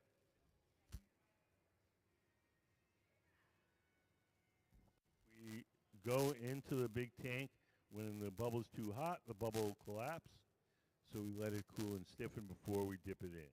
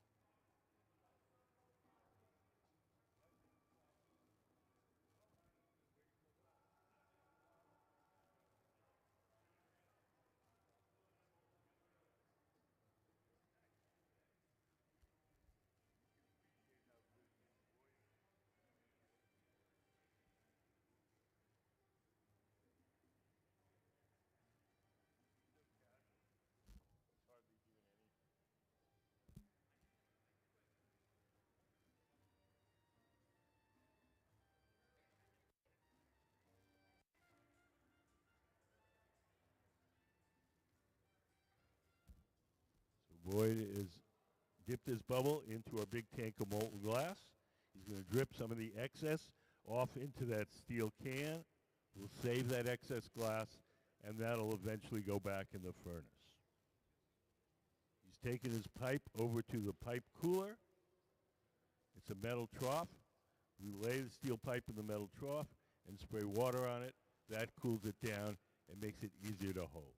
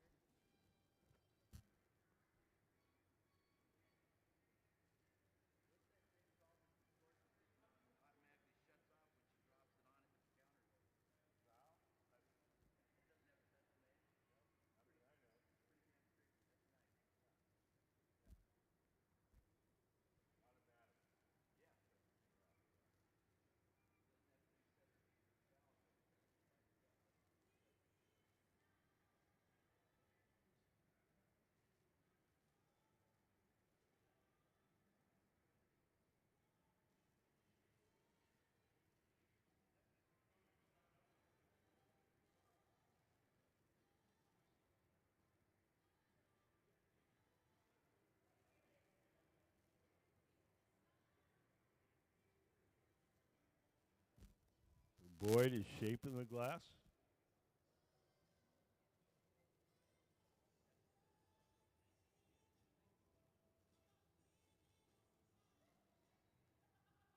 And Sayuri, seated to the left, is blowing. And she's inflating that glass slightly as Boyd shapes it.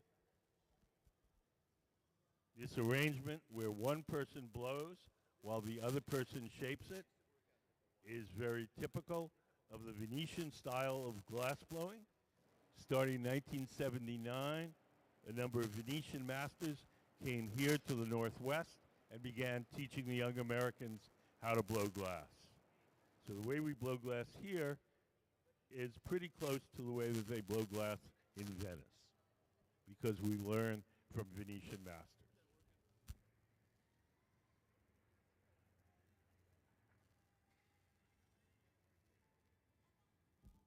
Boyd and Lisa teach glass blowing quite a bit.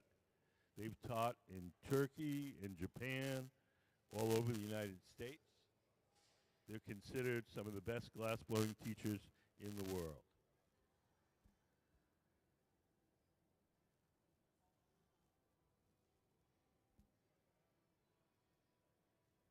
Some of our resident professional glass blowers have taken classes from them, and everybody has nothing but good things to say about them. If you ever want to learn how to blow glass really well, take a class from Boyd and Lisa.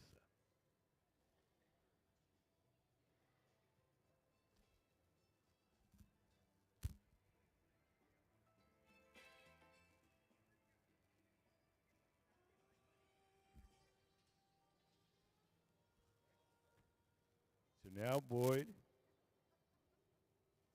is squeezing the glass with a tool called the jacks and making a sharp crease in it. That crease is the place where we're going to be able to break the glass away from the metal pipe once we're done shaping. The tool is called the jacks, and the process is called jacking it down.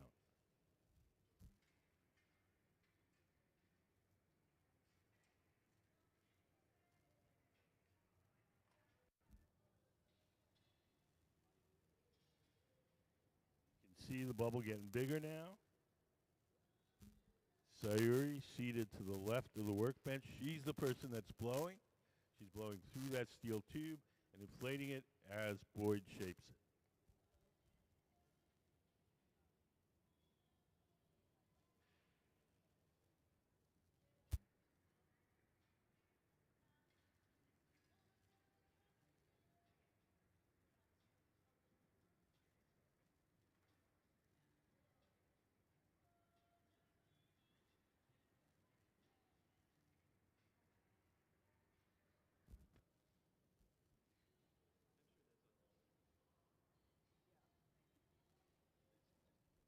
Can we put up how hot is it?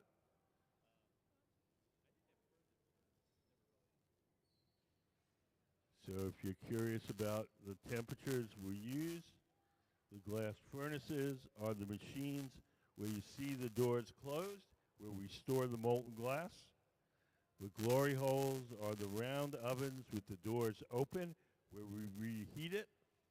The annealers are the big black ovens on the opposite side of the studio that we use to cool the glass down slowly after it's done. And the garage is the silver oven here in the center, and that's where we put stuff and keep it warm while we're working. If we have several parts to make, we make part number one, stick in the garage, make part number two, and then we pull part number one out and stick the two together. So this, can we put that up again? The white numbers are Fahrenheit. The orange numbers are Celsius.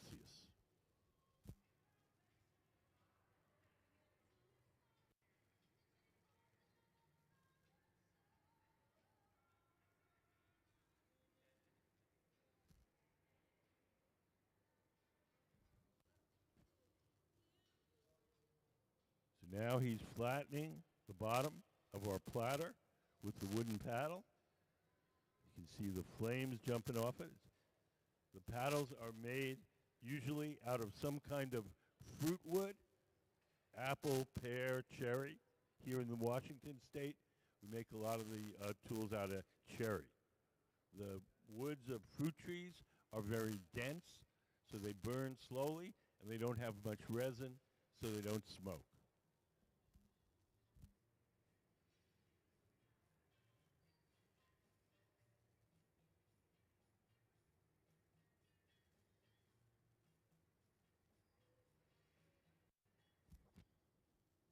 We're going to add a little dollop of clear glass to the bottom to reinforce it.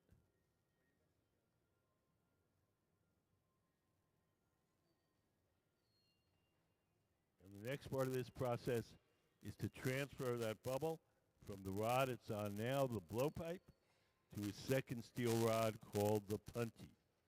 This second steel rod, the punty, will hold it from the bottom while we shape the top. So the top is now attached to the metal pipe. We can't get to it, so we're going to have to break it off the metal pipe, and then we can shape it.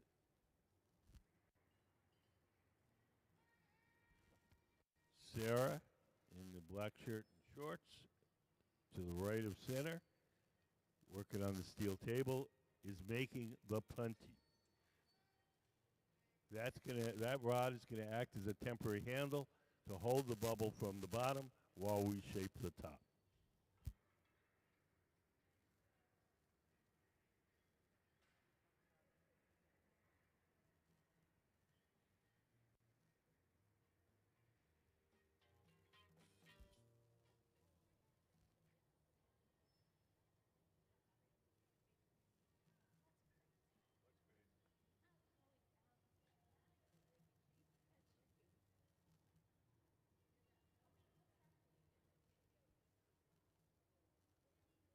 Transferring the glass from the rod it was originally blown on to a second steel rod that will hold it from the bottom.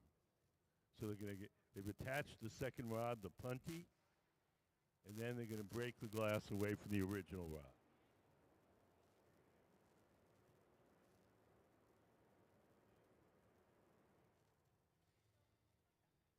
So we'll take the tweezers, drip some water on the joint between the metal rod and the bubble, and a little tap, and off it comes.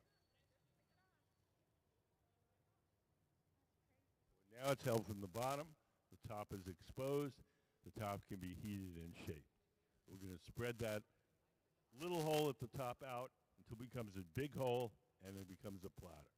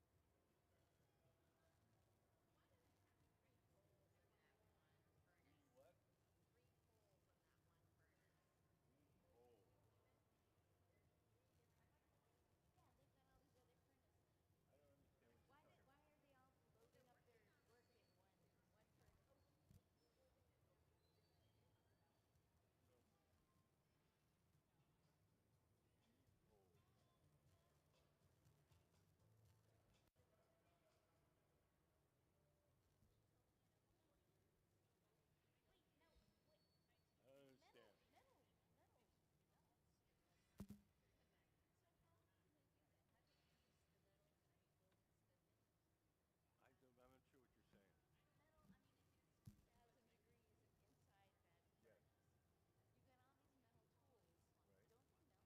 Okay. No,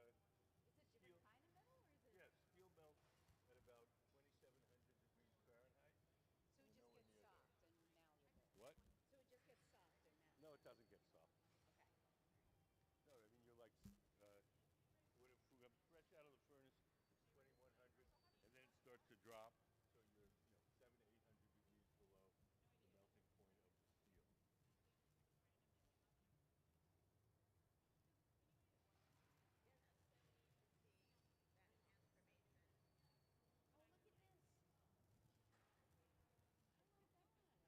So we're widening the opening. At this point, it's hot and soft, and when we spin it, the centrifugal force is flaring out the sides.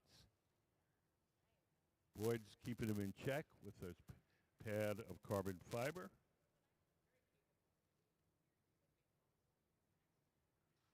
So we're just going to keep opening that wider and wider until it looks like a platter. How heavy is the piece of glass at the end? Not very heavy, I don't know. Half pound and a half, 2 pounds. That's all. I'm gonna spread that next week. Have you studied in Italy? What? Have you studied in Italy? Is that No, where? no, no. So where's considered like the Well, here at nirvana of glassblowing? it's here in Washington State. There's a school called the Pilchuck School, Oh started in yeah, I've heard of it. 1971 by the artist Dale Tripoli.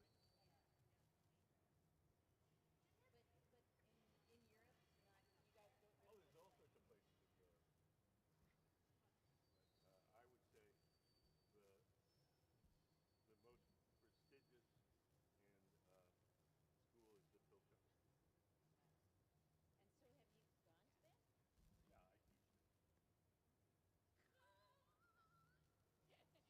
Yeah, I teach there. So where do you sell your wares? I have some the Traver Gallery at the gallery. Yes, she's turning it.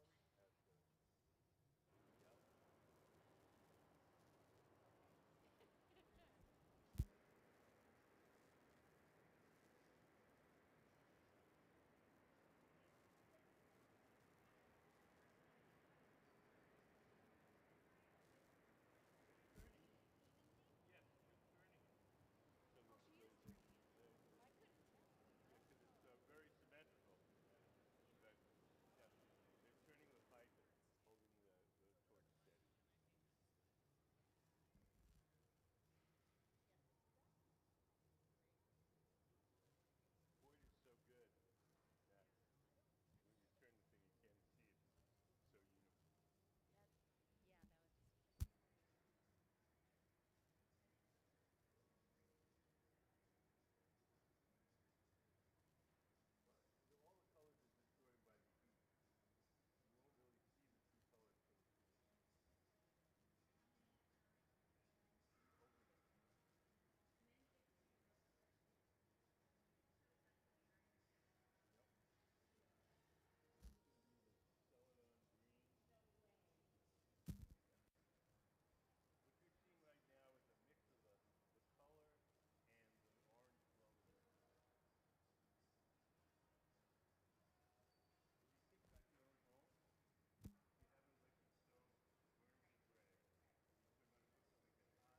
No way. Yep. What you're seeing right now is a mix of the color and the orange glow in the stone. When you think about your own home, if you have an electric stove, burning gray, you put them on a cooker, they get hot, they glow orange. That's what you're seeing. So is the beige black? More like lighter. More Silver, like more the one on gray. the far. Yeah, like a light.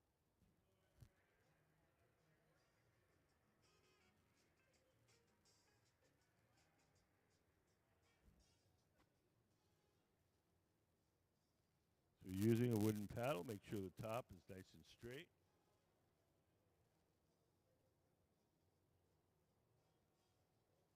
Everything that we make here has to be cooled slowly or it'll break. The slow cooling process is called annealing. When it's finally, the shape is done, we'll place it in that big black oven on the right side of the studio, and we'll slowly turn the temperature down overnight till it's room temperature tomorrow.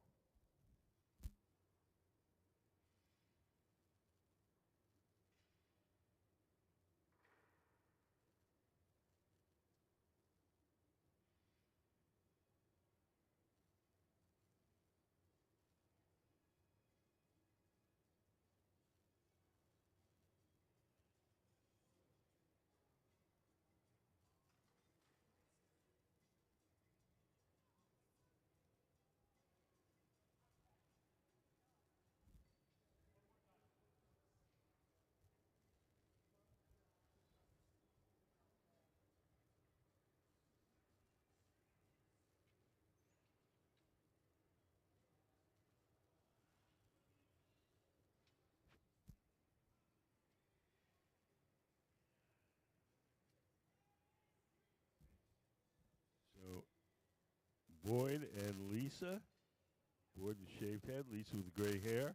These are our guest artists. The other folks working on the team are our resident team of glass blowers from the Museum of Glass here. They're all professional glass blowers with the exception of Eden in the turquoise shirt, who is our intern.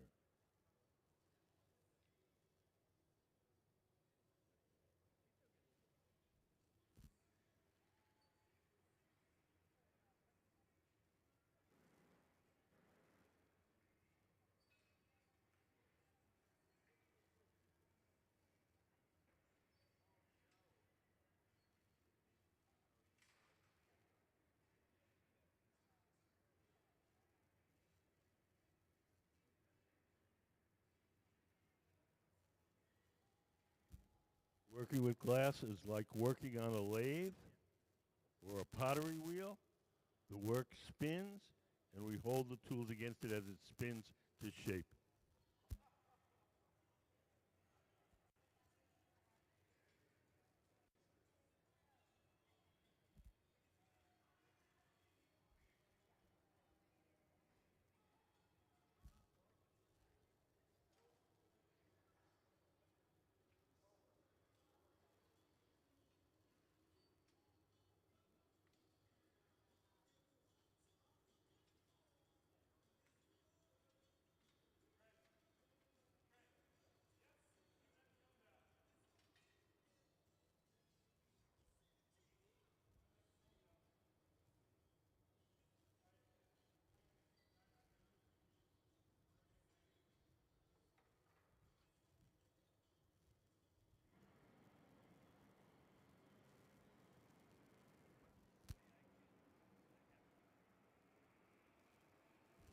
Does anybody have any questions?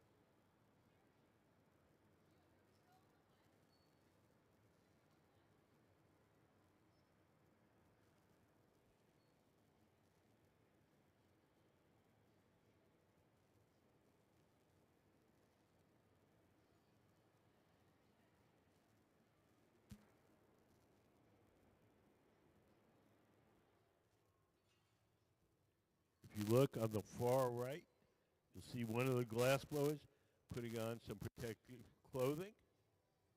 He's going to carry the finished platter to our annealing oven, where it will be cooled very slowly overnight. The slow cooling process is called annealing. And if we didn't do it, if we just put this on the table and let it cool on its own, it would cool too quickly and unevenly, and it would break.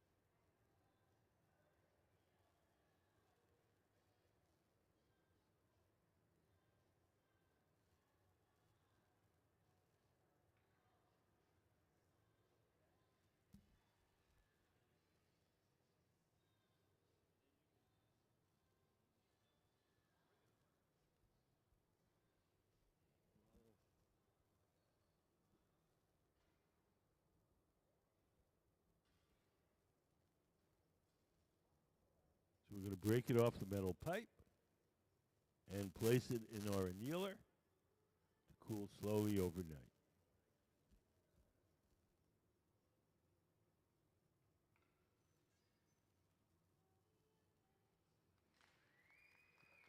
Boy, Sugiki and Lisa Zerkowitz and the Museum of Glass Hot Shop team. Let's have a big hand for those guys.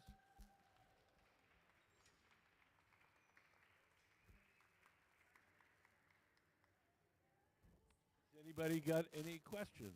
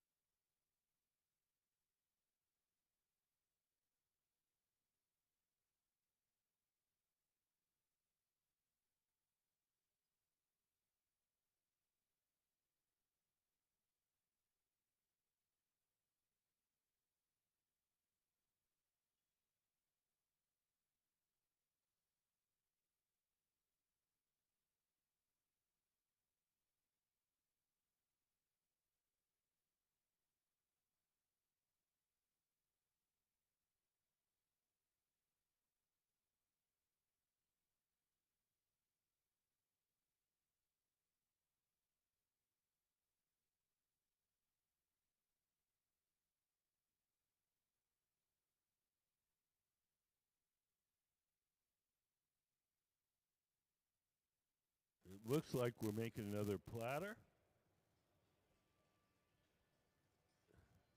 Boyd and Lisa have prepared these multicolored bubbles. They made them by blowing cylinders of different colored glass, slicing them up, and stacking them, and heating up till they fuse to make these multicolored tubes, which will be the basis of our platters.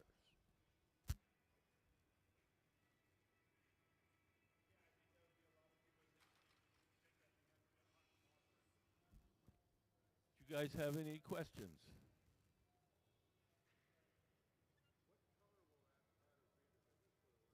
I don't know. I'll have to ask.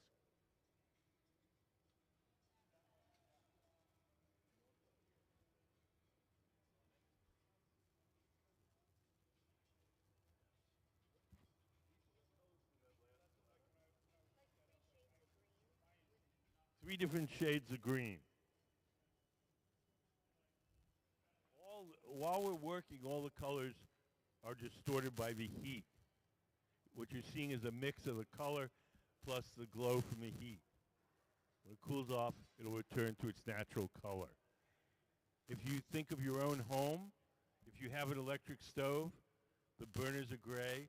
When you turn them on to cook something, they get hot, they glow orange for a little while, turn them off, they cool down, the orange glow disappears, and you see that they're gray again.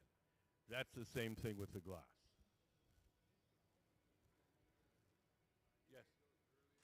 Yeah, he made those. On Wednesday, and then we cut them on Thursday. Kind of polish them up to about a 200 or higher, and then tack these in the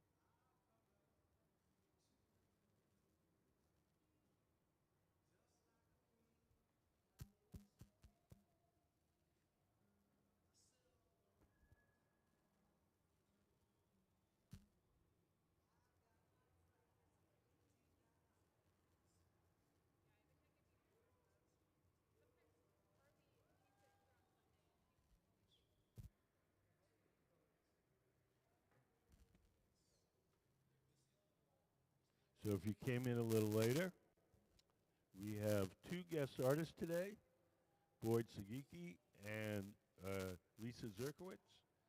Lisa's the woman with gray hair at the center of the workshop. Boyd is the man with the shaved head. They're husband and wife, and they have a company called Two-Tone Glass, and you can see some examples of the work that they make here on the pedestals. Right now we're making a multicolored platter. On Wednesday, Boyd made these multicolored tubes. We've heated them up, and now we're coating them with clear glass and going to blow them up into the full shape. Do you guys have any questions?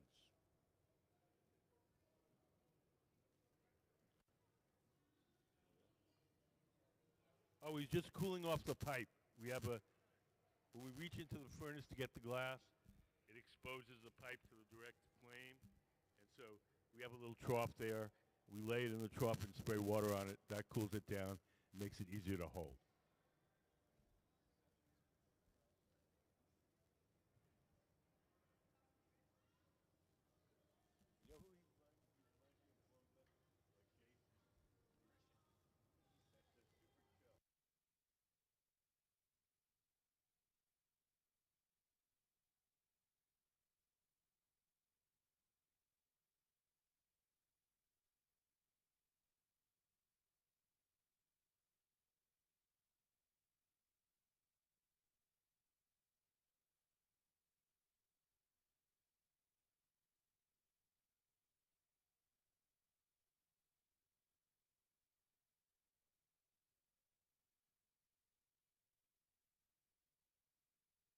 Can we put up some of Lisa's and Boyd's artwork up on the big screen?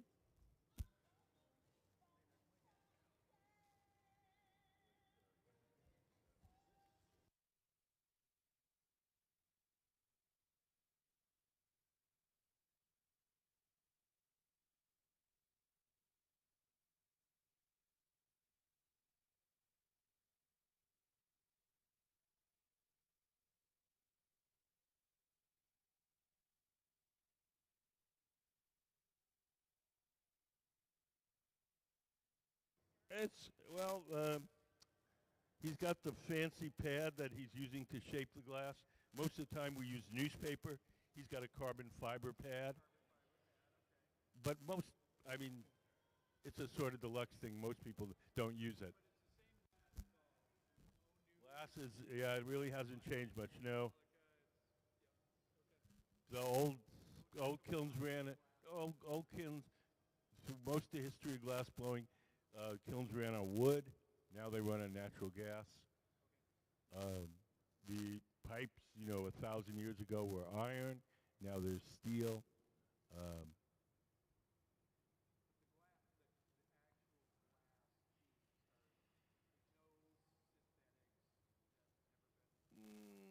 Not really. They're pretty much the same as they've always been. Yeah. There's three main ingredients in glass. Is sand, soda ash, and lime. Sand is the bulk of it. They're mostly melted sand. Soda ash is sodium carbonate. It acts as a flux and lowers the melting temperature of the sand. And the lime is calcium carbonate, and that stabilizes the mixture chemically. And it's the same in... Well, the artistic part is thinking up cool things to make. And you could make a sculpture of a monkey or,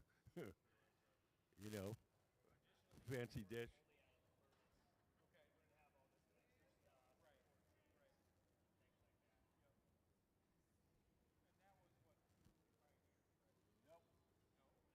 He didn't pioneer any technical issues at all. His contribution was novel shapes and sculptural ideas. All the technology that he uses is standard.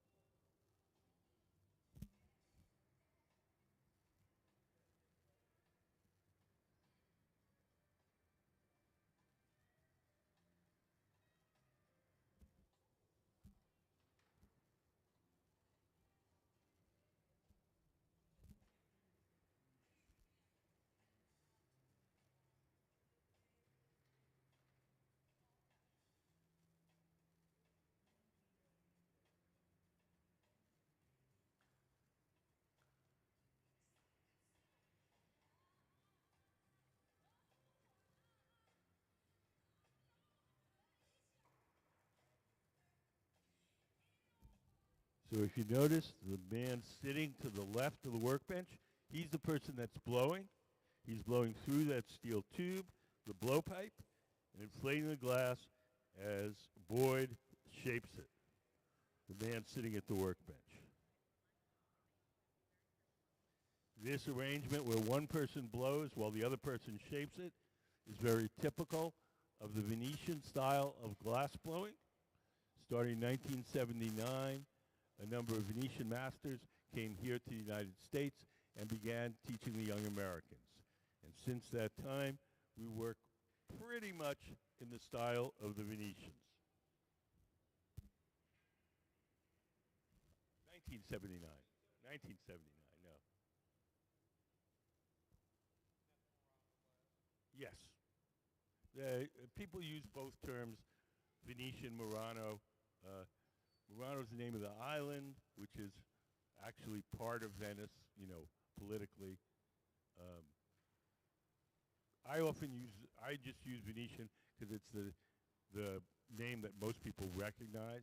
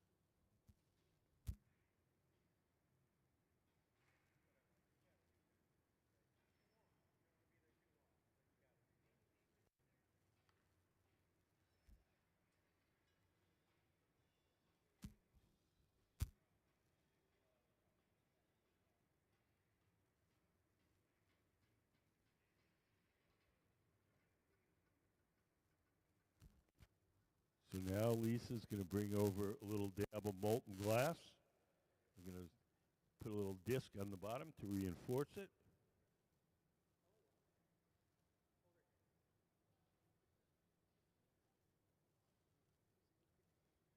So the next thing we're going to do is transfer this bubble from the rod it's on now, the blowpipe, to a second steel rod called the punty. The second steel rod will hold the bubble from the bottom while we shape the top.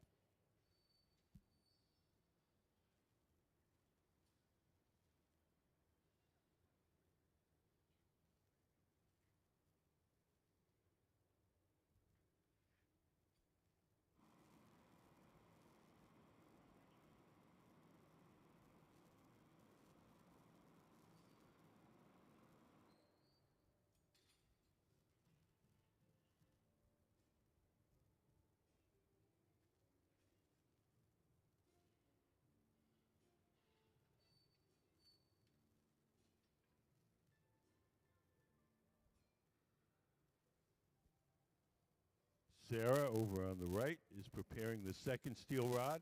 It's called the punty, P-U-N-T-Y. It's going to act as a temporary handle to hold that bubble from the bottom while we're shaping the top.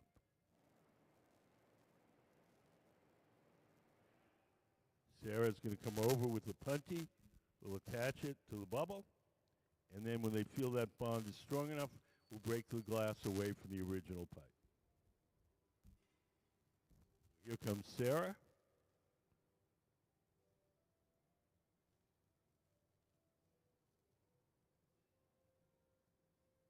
Boyd sticks it on.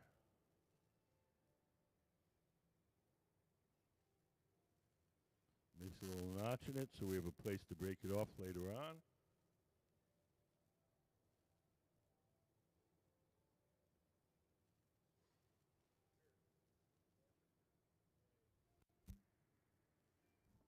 A little bit of water on the joint, a little tap, and off it comes.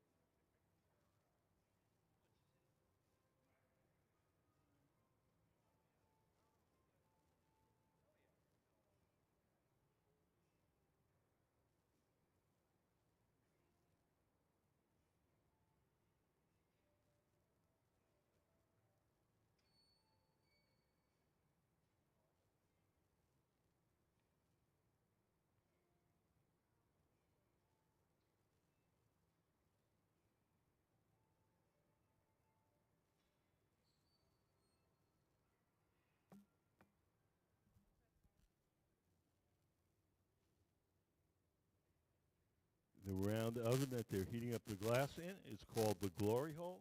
Runs on natural gas and forced air. We keep it at approximately 2,300 degrees Fahrenheit, which is 1250 Celsius.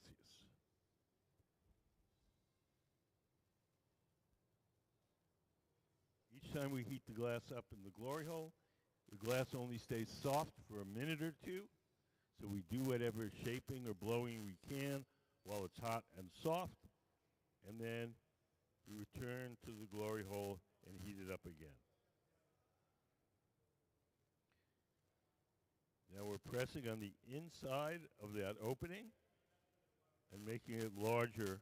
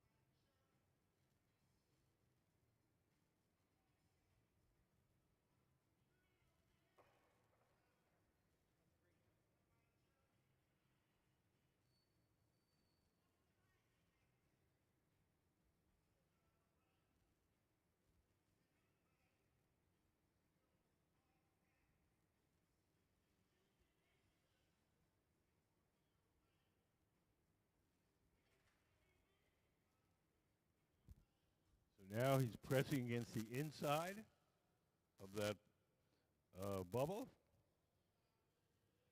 and making the bubble wider. The tool in his hand is called the parchofy. They are similar to the jacks. The jacks are the tongs with the steel blades. The parchofy are the tongs with the wooden blades.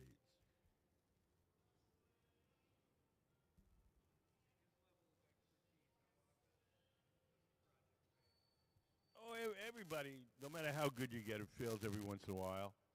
But Boyd is an excellent, excellent glass blower. I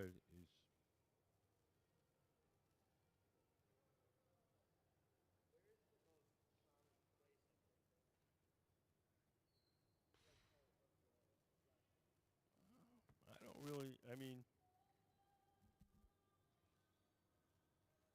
there's all sorts of places that can fail. I've never counted them up.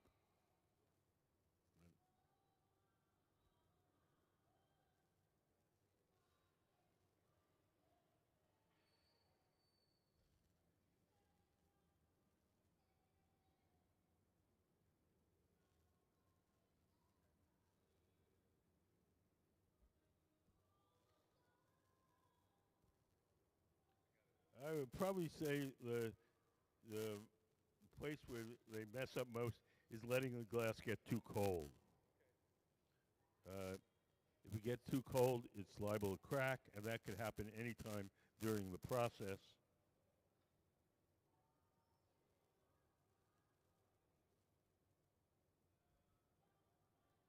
You notice that we're not measuring any of the temperatures. It's all done by eye and feel.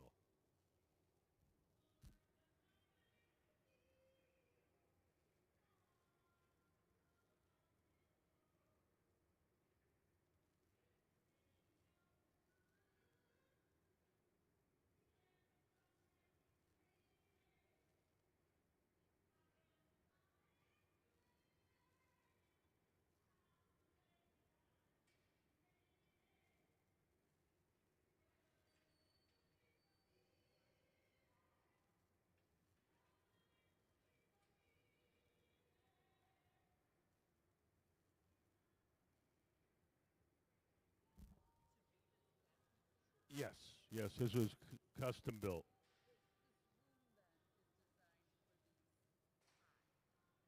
Yes, so there's three reasons why the building is in this shape. Reason number one, the most important, it looks really cool. It looks really cool. There's the most important one right there.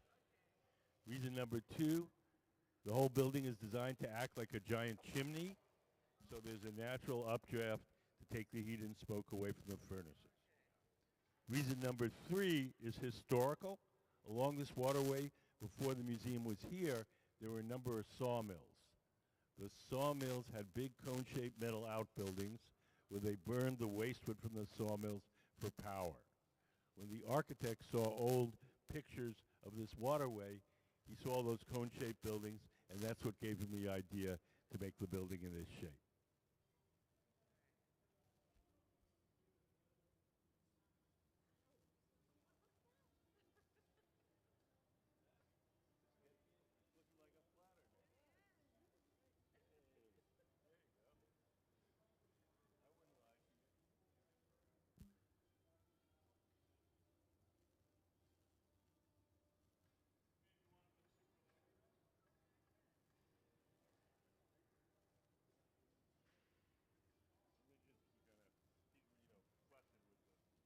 Just the shape that he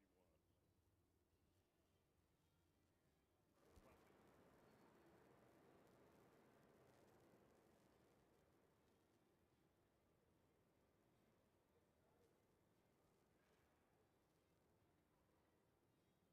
Everything that we make here has to be cooled slowly so it doesn't break.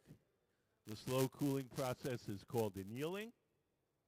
We'll take the glass off the metal rod, we'll place it in that big black oven, and it will be cooled slowly overnight. The big black oven is called the annealer. It's an electric oven. It has a little computerized thermostat, so it will automatically slowly turn the temperature down to room temperature overnight. If we didn't do that, if we just set it on the table and walked away, it would cool too quickly and unevenly, and it would break.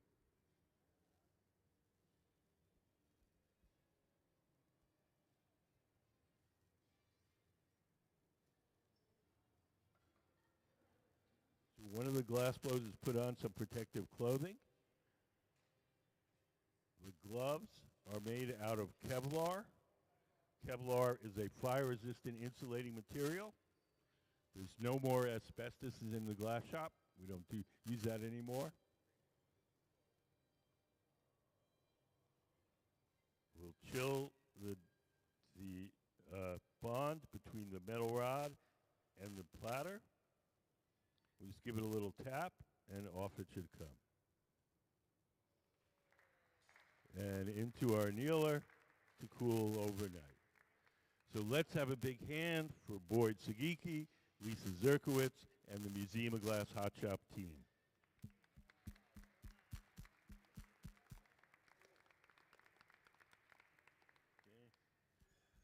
That concludes our demonstrations for this morning. We're going to take an hour lunch. We'll be back in an hour. If anybody has any questions before I go to lunch, I'd be happy to answer.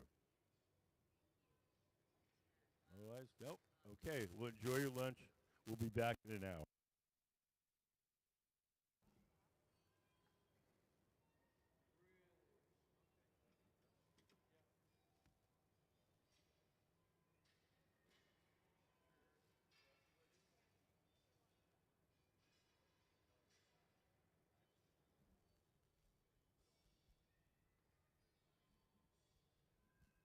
We just broke for lunch. We just broke for lunch, so we're not going to be blowing glass again for an hour.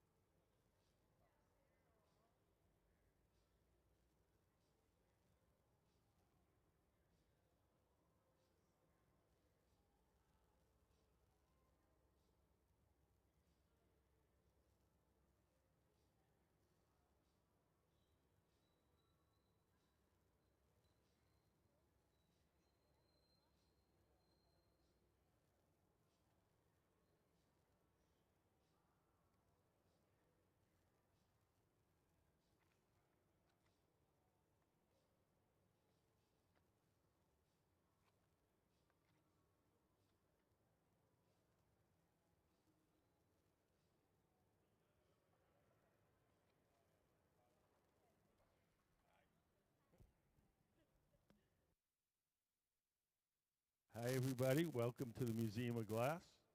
Today we have two guest artists, a husband and wife team, Sugiki and Lisa Zerkowitz. And they're going to be working with our Museum of Glass Hot Shop team. And can we put up the drawing? See the drawing I sent you? There.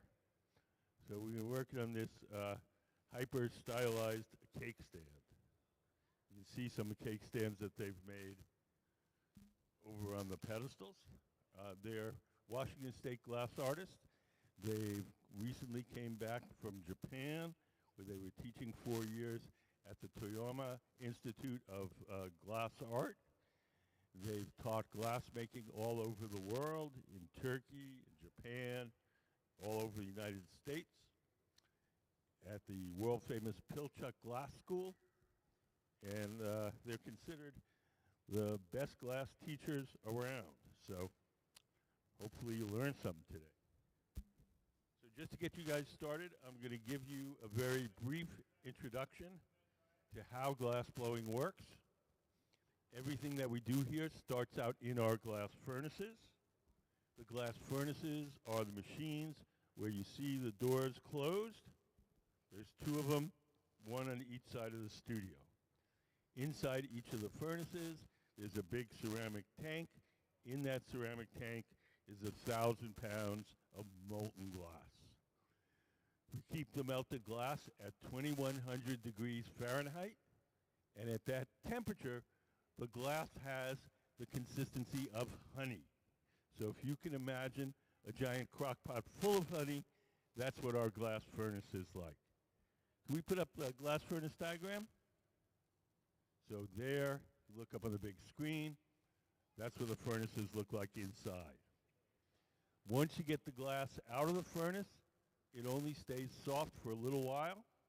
So we do whatever shaping or blowing we can while it's hot and soft. And when it starts to cool and stiffen, we go to the second type of furnace, and that's called the glory hole. The glory holes are the round ones with the doors open.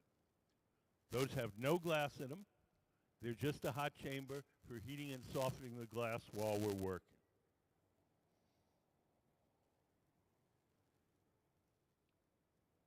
All the glass that's in the furnaces is clear glass. There's no color. We buy our colored glass separately. We buy it like an artist buys paint, red, yellow, blue, pink. And when we want to make a colored object, we blow a bubble of clear glass from the big furnace. We heat up a chunk of the colored glass, and then we coat that clear bubble with a layer of the colored glass. We have a little video to show you how that works. Could we play a color overlay? The color in glass comes from adding various materials to the mixture of raw ingredients called batch. Most of the colorants are compounds containing some kind of metal. For example, adding cobalt to clear glass creates a deep blue.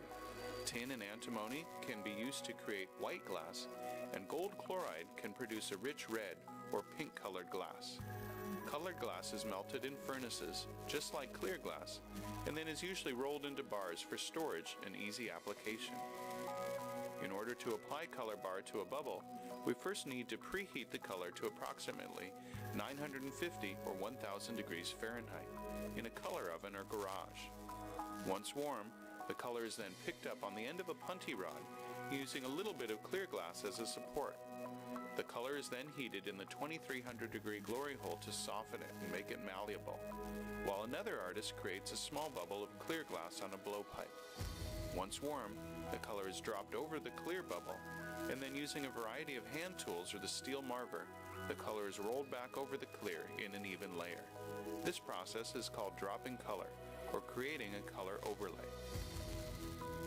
Depending on the project, that bubble is then usually gathered over with clear glass and blown into the final form.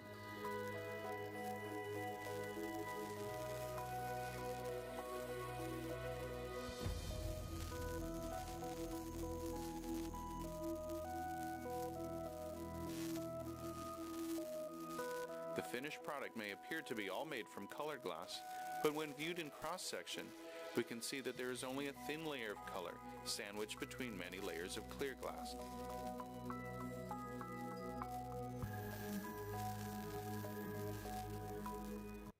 So the reason that we do our color that way is so that we can have any color we want anytime we want. If we were to fill the furnace with blue glass, we could only make blue things. If we coat each piece individually, we can make a blue thing, a pink thing, whatever we want to do. Has anybody got any questions so far?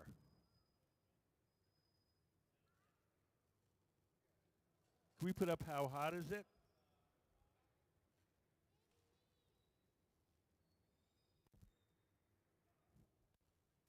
So here, if you look up on a big screen, people often ask about the temperatures that we're working with.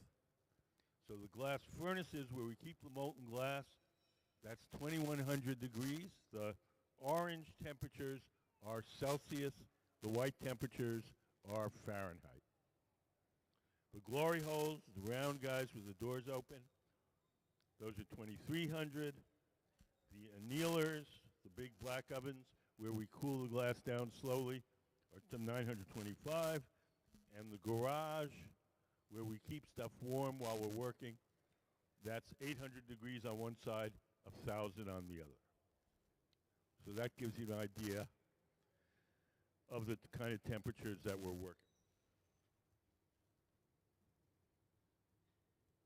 So we've pre-made some of the parts for this cake stand. So you see these guys have just fished out. We're making some of these out of 2 parts and joining the 2 parts together. The glass that Ben is the tall guy over on the right bench. He's got a black, that's black.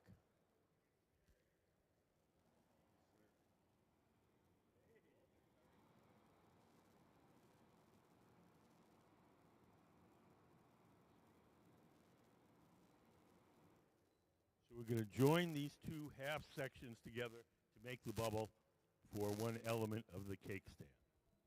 Let's put the drawing up again. So you see in the drawing how each of these things have kind of got 2 halves. They're joined. And that's what we're doing right now.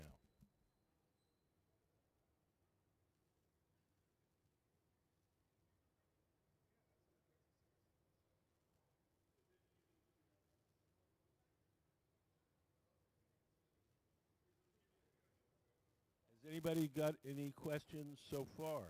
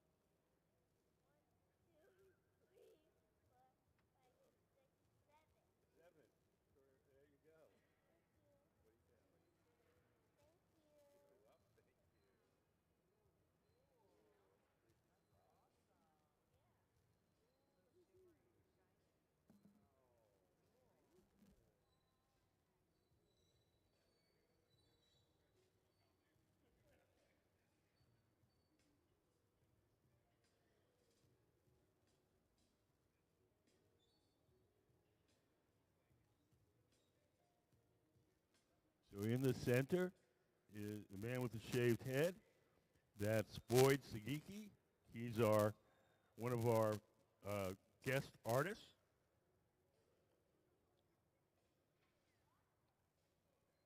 And he's making one section of our cake stand. All glass, when it's really hot, looks orange.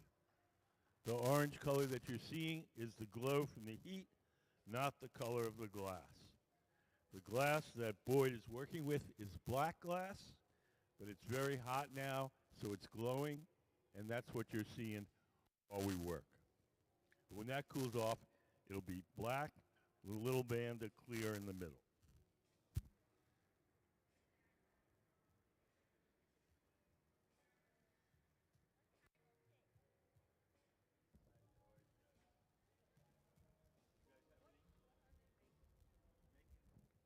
Can we put up the drawing again?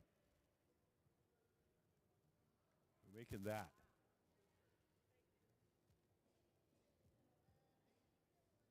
These are all glass pieces made by our guest artists.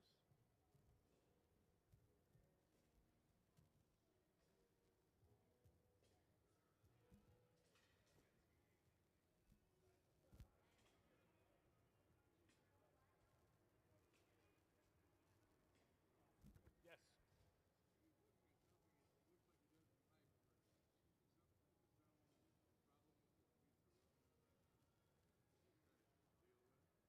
Problem? I didn't see any.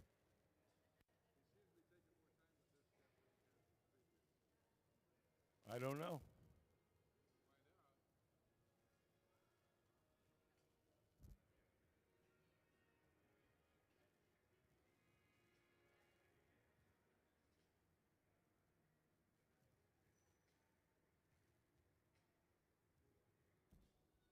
So right now in the center, we've joined the two halves. We're going to let that cool and stiffen a bit, and then we're going to coat it with clear glass. Clear glass from the furnace.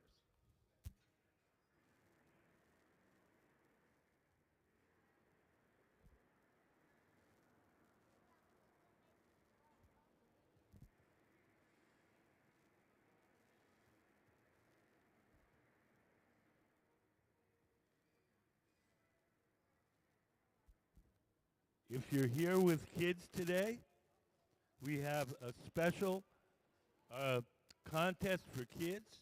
Any kid 12 or younger can do a drawing. Once a month, we pick one of the drawings and we make whatever the kid drew out of glass. We make 2 copies, one for the kid to take home and one for the museum collection. There's a table out in the lobby. If anybody, with drawing materials and entry forms. So if you're 12 and under and you want to join our contest, it's free. If we pick your drawing, we'll make 2 of whatever you drew. One will stay at the museum, and one you get to take home with you. If you go out into our lobby, the Grand Hall, you'll be able to see some examples in all the cases that surround the lobby. Those are all made from kids' drawings.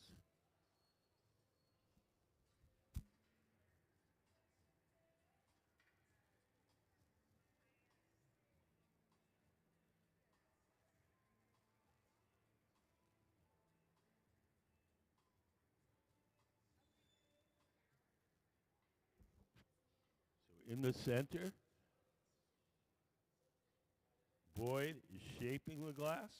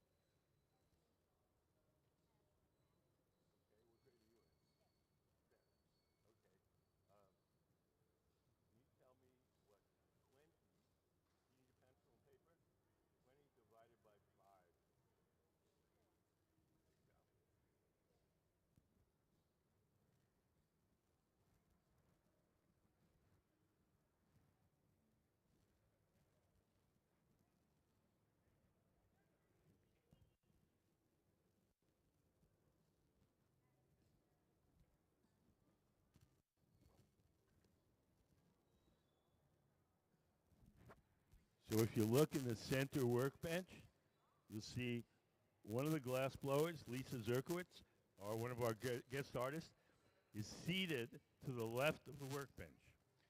She's the person that's going to be blowing. She's going to blow through that steel tube, the blowpipe, and inflate the glass bubble as Boyd, sitting at the bench, shapes it.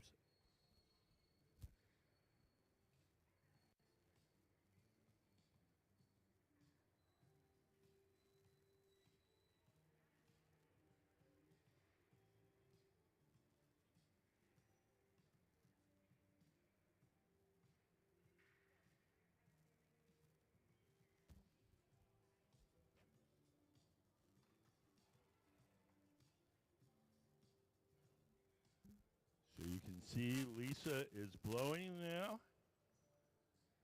and you can see the bubble getting bigger.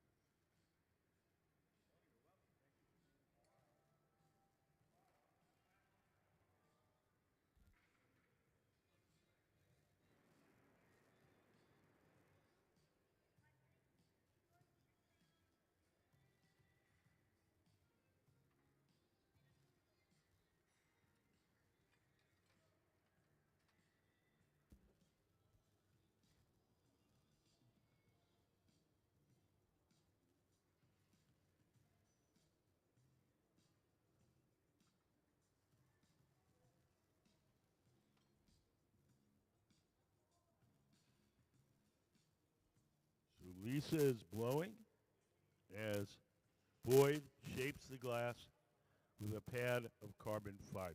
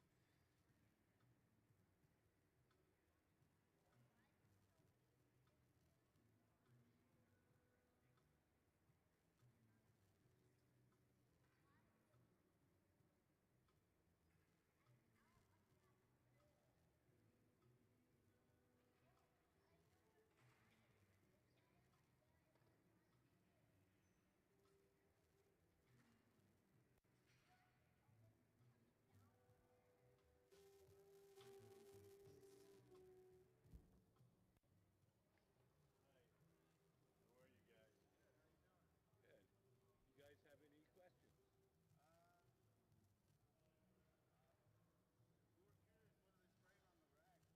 Water. Just plain old everyday water.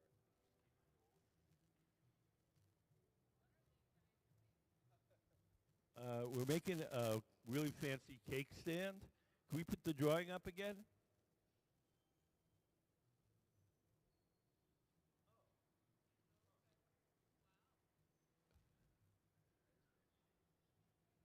So we'll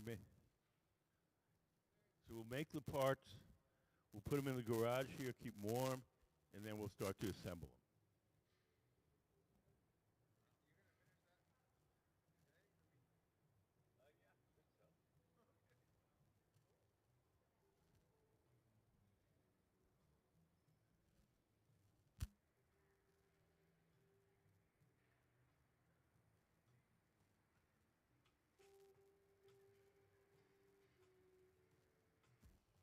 So we're drilling a small hole in the top of that section.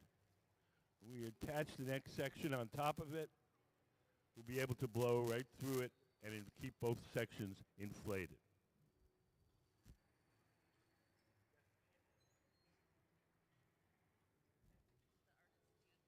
Yeah, are the paddles used to protect them from the heat? Yes. Yes. You got both of those right. It's a pad of carbon fiber. Keep it cool. Nope. It's water.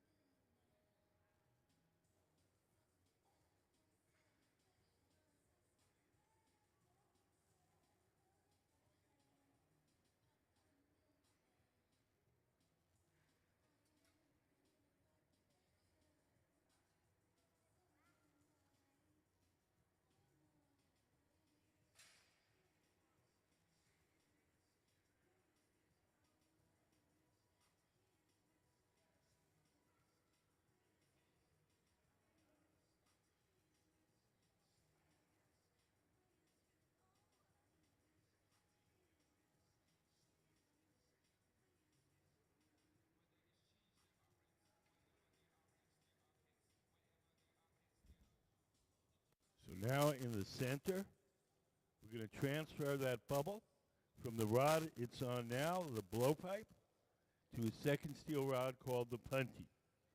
Sarah has come over with the punty. And we stick it on. And then we're going to break the glass away from the original pipe.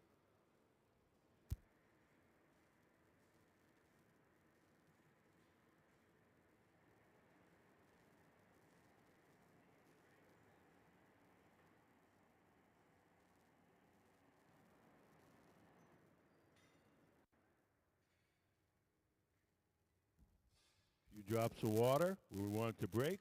A little tap. And off it comes.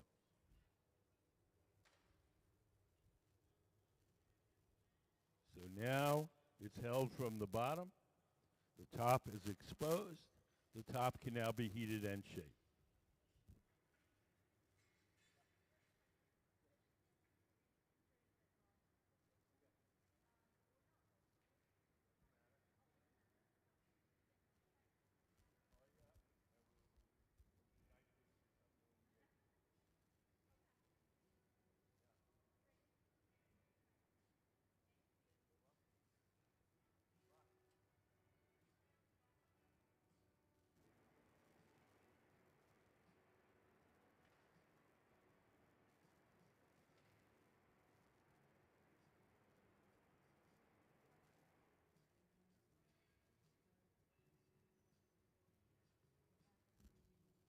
We're making a section over on the workbench on the right. So these two folks in the middle, Lisa and Boyd, are guest artists, and the rest of the folks who are working are our Museum of Glass Hot Shop team. They're our resident team of glass blowers. They're all very talented. And when we have a guest artist, they assist the guest artist making whatever they want to make.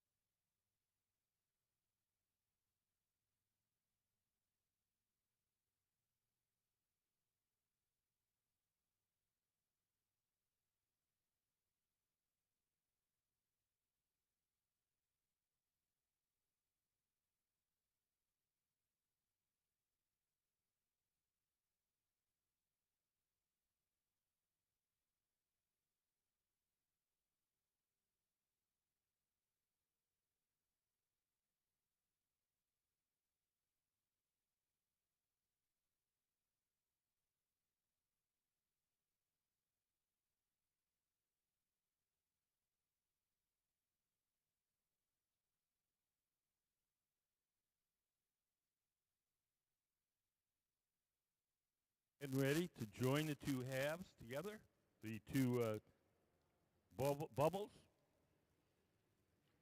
Hot glass sticks to hot glass. So we heat up both of the objects, and we press them together. They should fuse.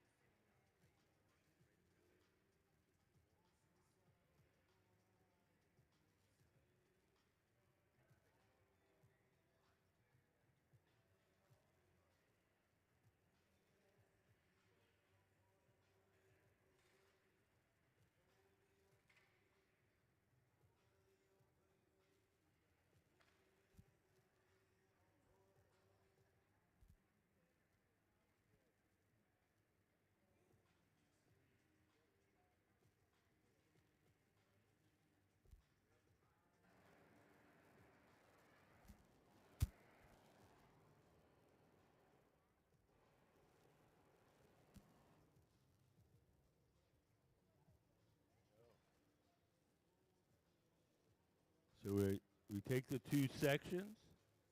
If they're both hot and we press the two together, they'll stick to each other. When they feel that that bond is strong enough, we'll break the pipe away from the second section.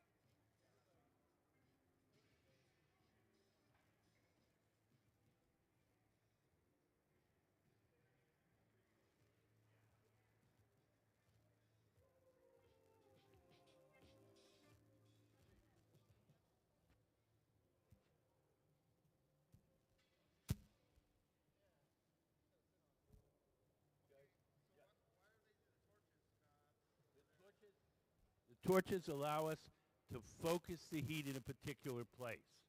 When we put it in the big round oven, the glory hole kind of heats it up generally. If we need the heat here, here, here, we can do it with a torch.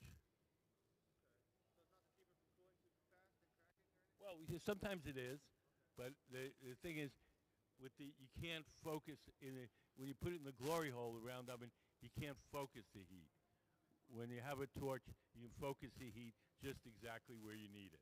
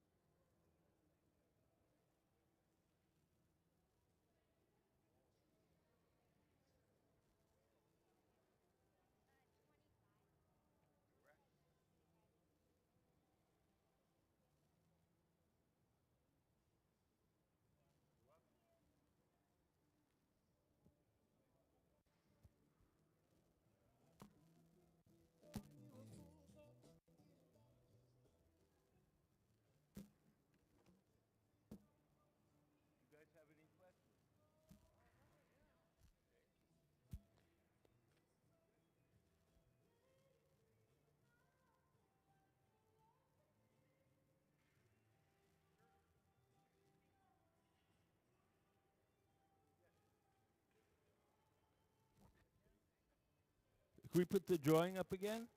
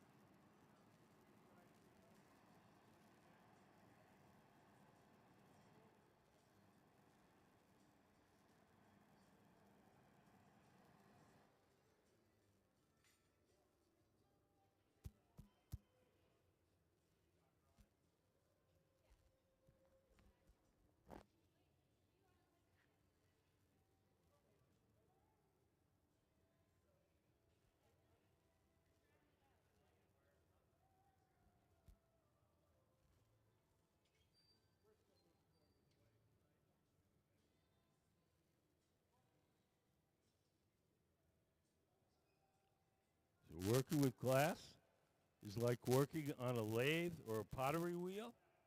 The work spins, and we hold the tools against it as it spins.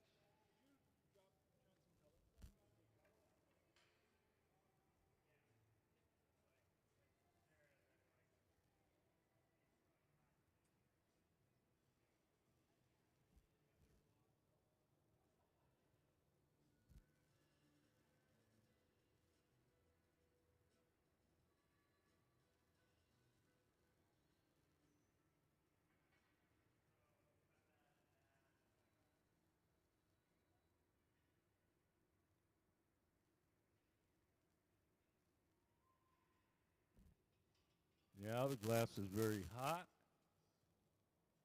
and as we spin it, the centrifugal force starts to spread it out. We're going to push on the inside with a tool called the parchophy. Make it wider. We're holding a paddle across the front to keep it nice and straight.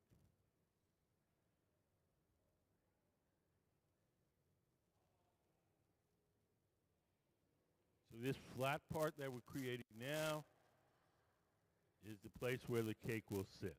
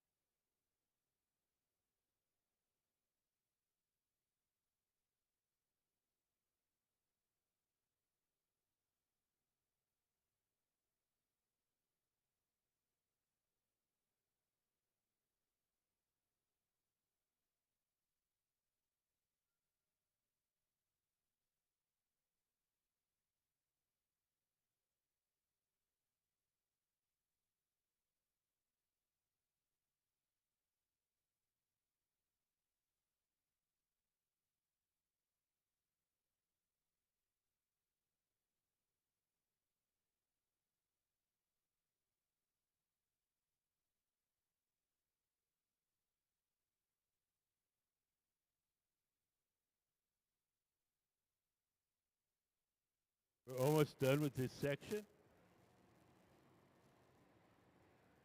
We're going to take it off the metal rod and place it in our annealer where it will be cooled slowly overnight.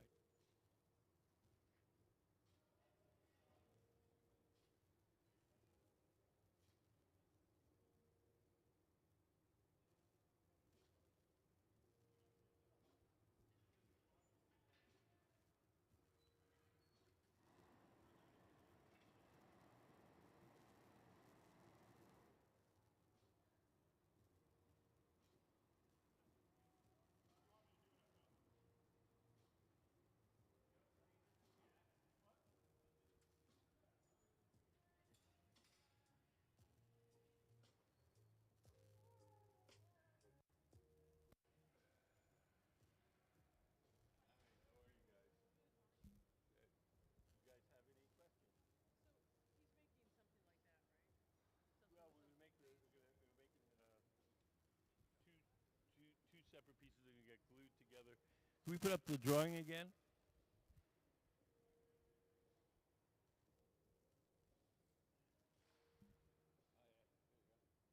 So we're gonna make the pieces separately, and then we're gonna join them, glue them together.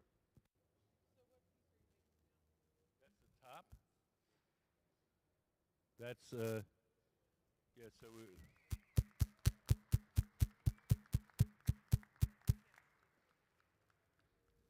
There's like the hamburger section, and then there's a flat plate.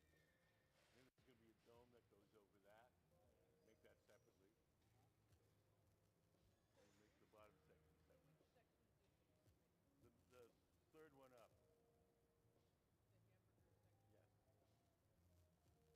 And the hamburger section and the plate that goes on top.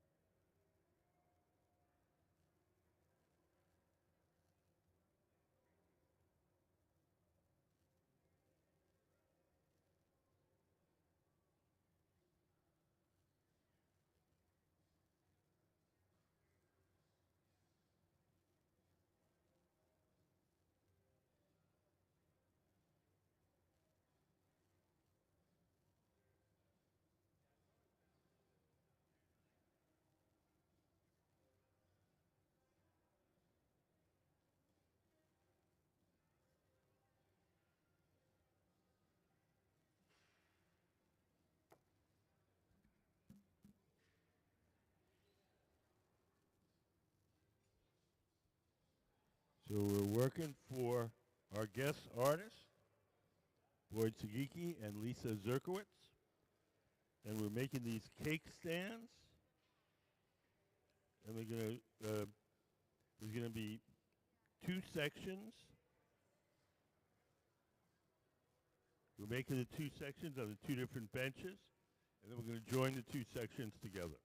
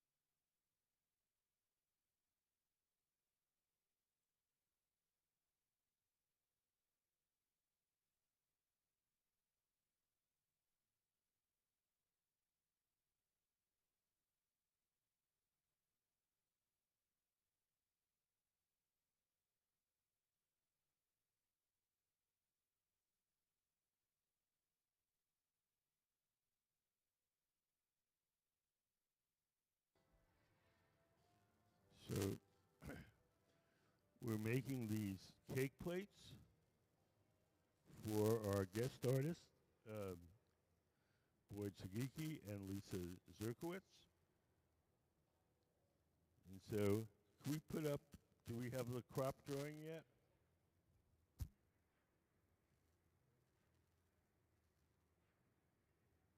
There you go. So, we're making the drawing on the right.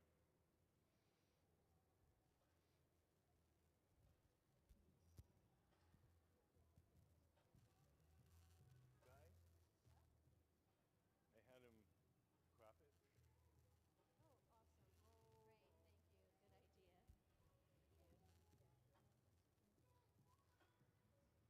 So we're making the bottom half of that cake plate. So we have the two halves joined by the clear center, and then a flat plate for the cake, and then a separate dome. Making the one on the right of that drawing.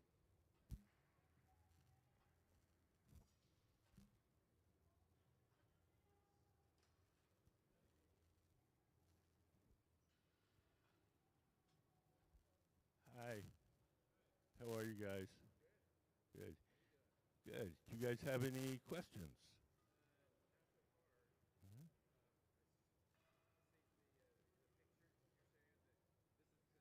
That's one half of the bottom section.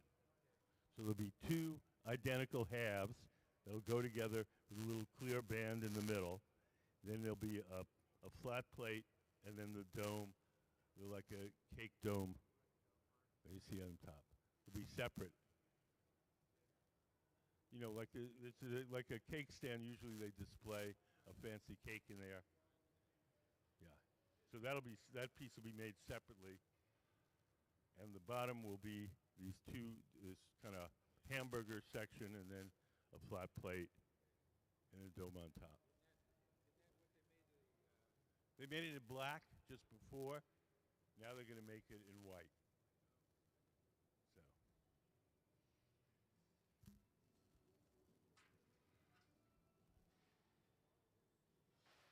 You know about our contest for kids?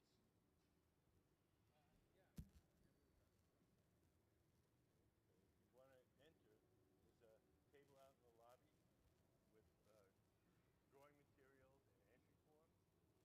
And if you don't feel like drawing right now, you can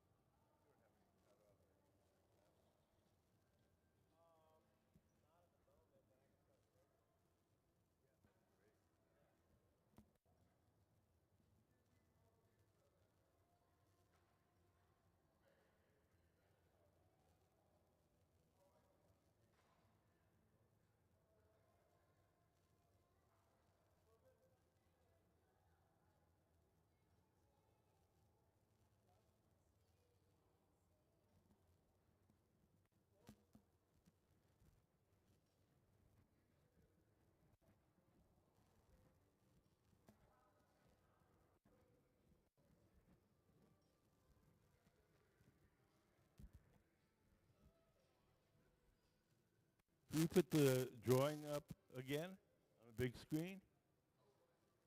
So we're making the drawing on the right. It's going to be a cake stand. And right now we're making the two halves of that bottom piece.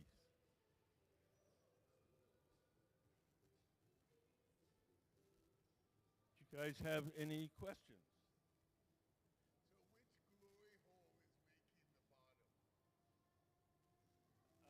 My guess would be those guys. Because they'll be the first finish, and then we'll make the other one and stick it on.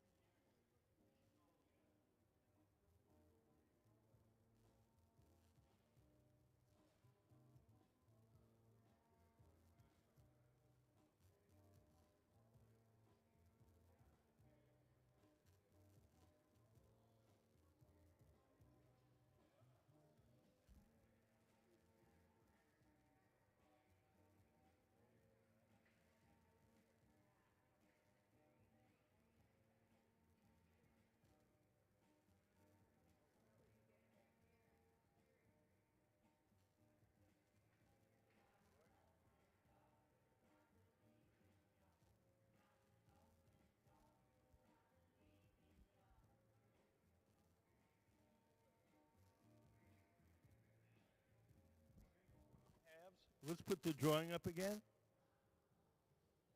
So you see how the bottom piece is made out of two halves? So each of these benches is making one of the halves. And then we're going to join the two halves together, and that will be the bottom section.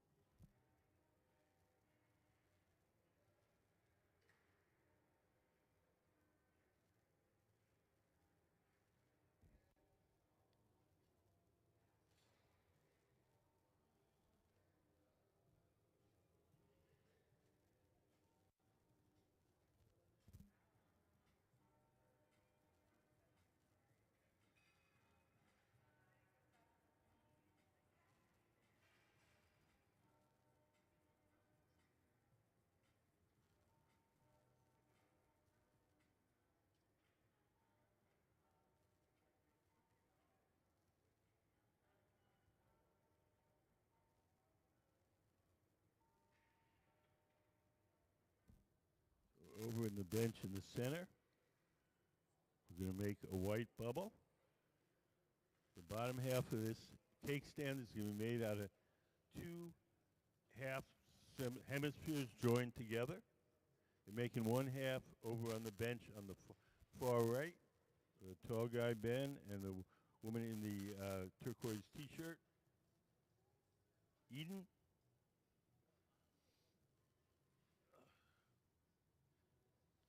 So both benches are kind of doing the same thing. This is more in the beginning phase where we're coating the bubble with white. And this bubble is already coated and blown. And we're going to open it up.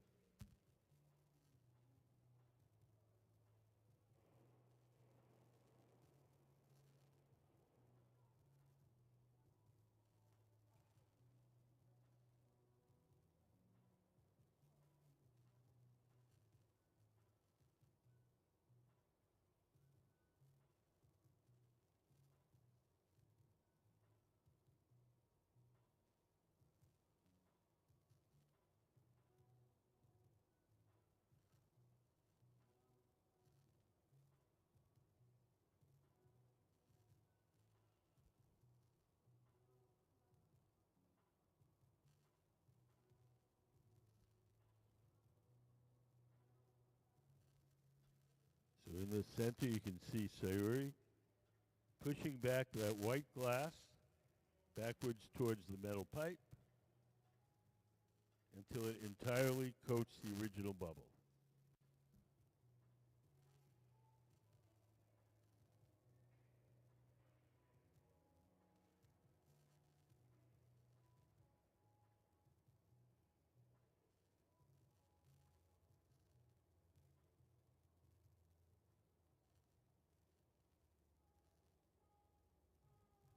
All the glass that's in our furnaces is clear glass. If we want to make a colored object, we have to blow a bubble of clear glass and heat up a chunk of colored glass and coat that bubble. It's called a color overlay, and that's what Sayuri in the center is doing right now.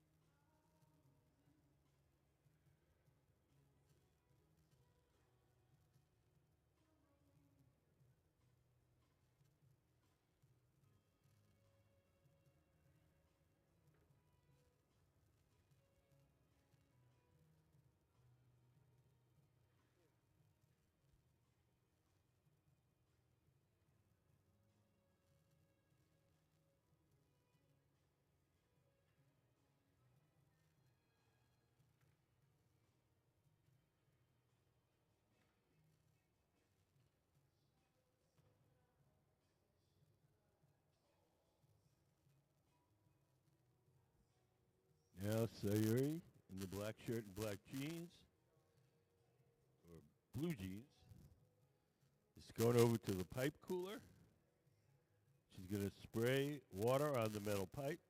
That'll cool it down and make it easier to hold.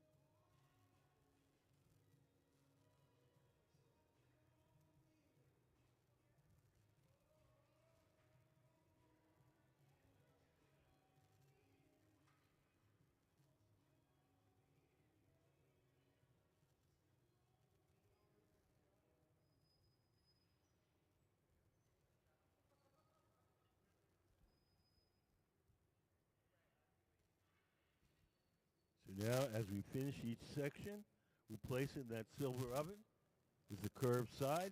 That's called the garage. We call it the garage because that's where we park stuff until we're ready to use it. The garage operates at half the temperature of the furnaces. It's hot enough to keep the glass from breaking, but it's not hot enough to make it soft. So whatever goes in the garage stays warm, holds its shape, and when we're ready to use it, we'll pull it out and heat it up a little extra.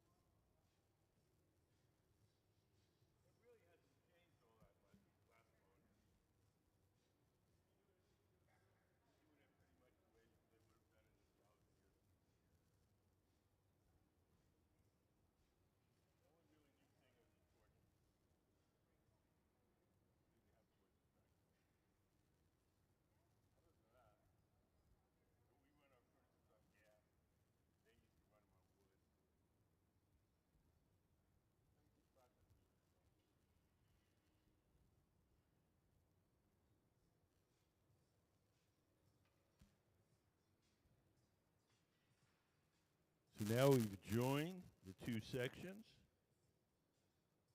When we join two hollow sections like that, it's called incalmo, I-N-C-A-L-M-O.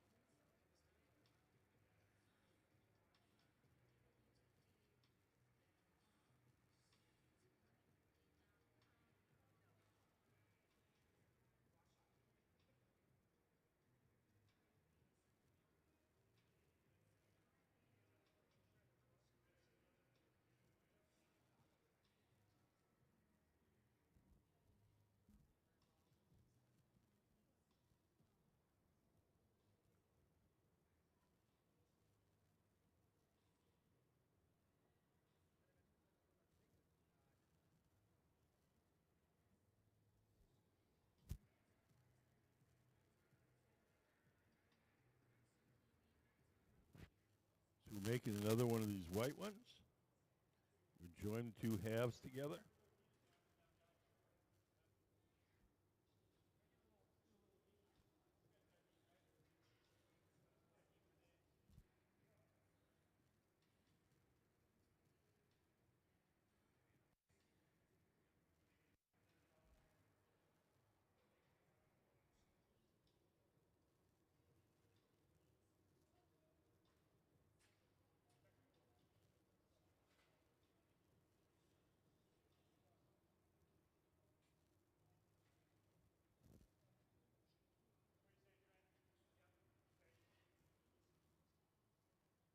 So when over on the bench on the right, we're going to join these two sections together.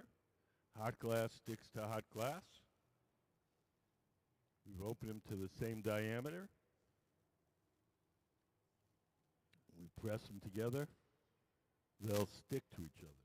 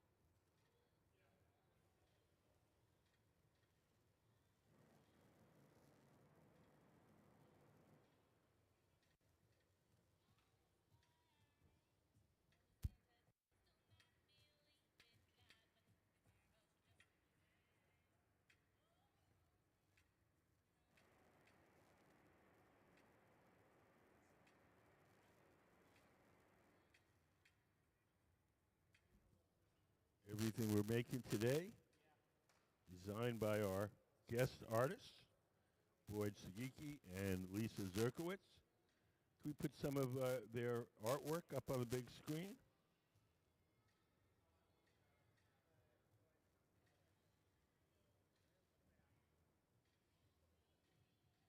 They're husband and wife, and they have a company which they make glass with, and it's called Two Tone Studios. They're on Instagram and Facebook.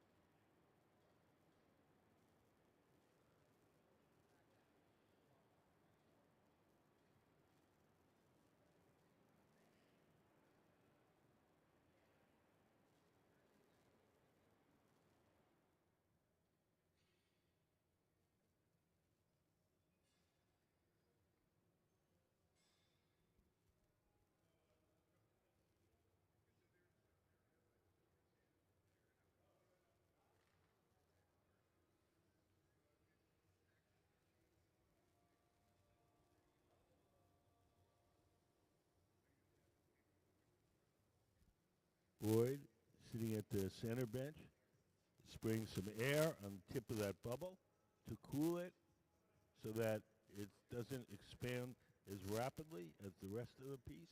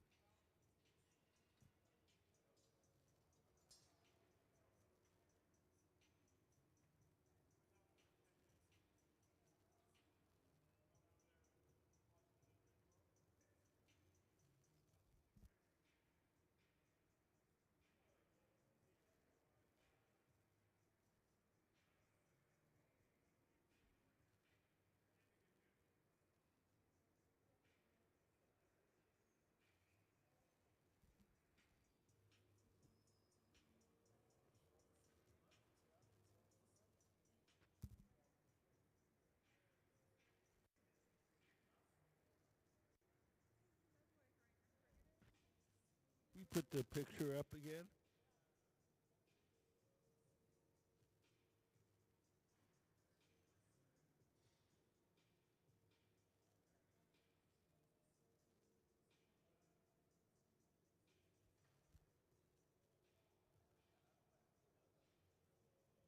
So if you look on the right side of that picture, that's the cake stand that we're making.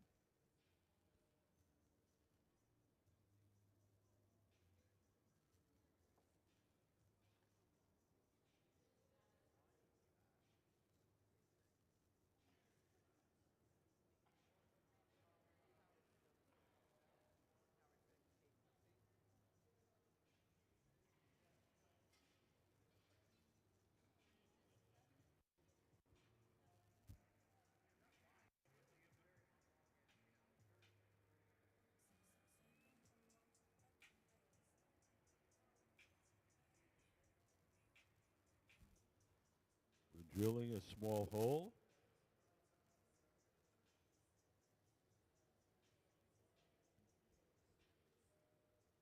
So we're going to attach the next section on top of that one.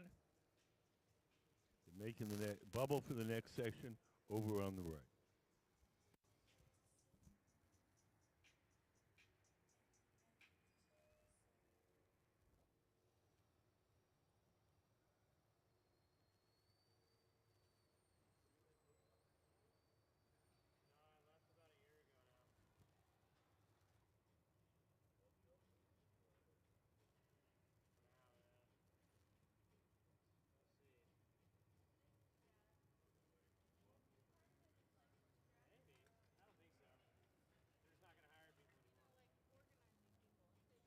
No, I left about a year ago now.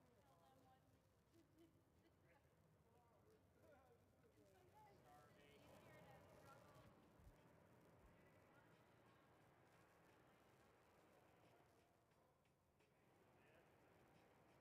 Not going to hire anymore. tell them what to do. And sometimes it's just Starvation. easier to struggle. According to our meeting, it's gone up. Pandemic. And it's running parallel to the costs.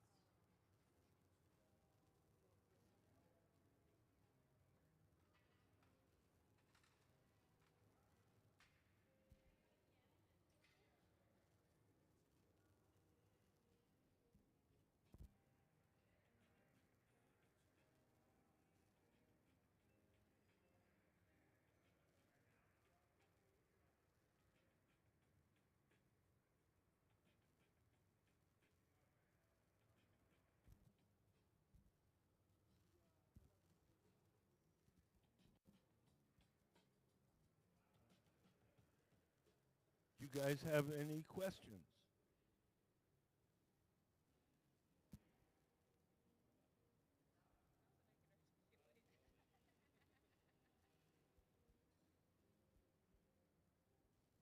You don't have to. What portion of the cake stand is that? That's the base. Yeah, and I think Some of it's going to be like solved. no, they made the original drawing was misleading. Can we put up the drawing again? The drawing was actually two of them. So it's the drawing on the right.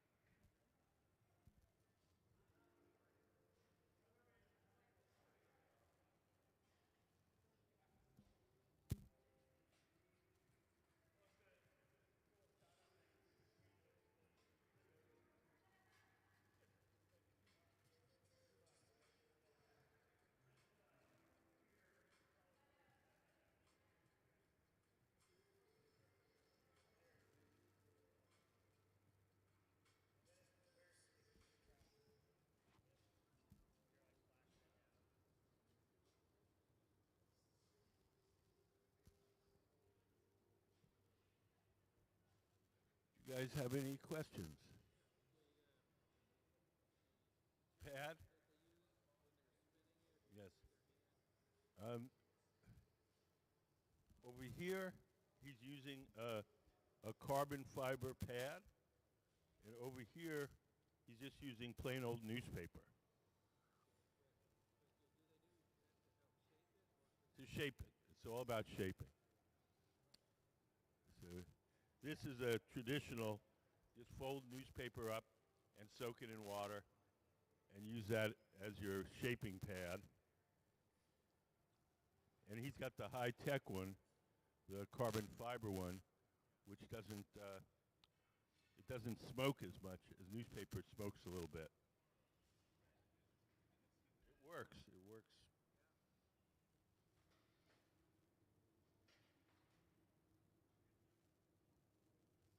Can we put up the newspaper photo?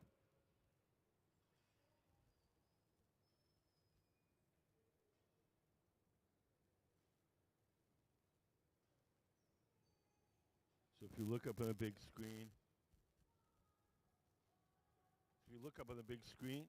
you see the. So we just take newspaper, fold it up a bunch of times, and soak it in water. And so the bottom one is a brand new newspaper. The one sitting on top of it is a newspaper that's been used for a little while. Yep.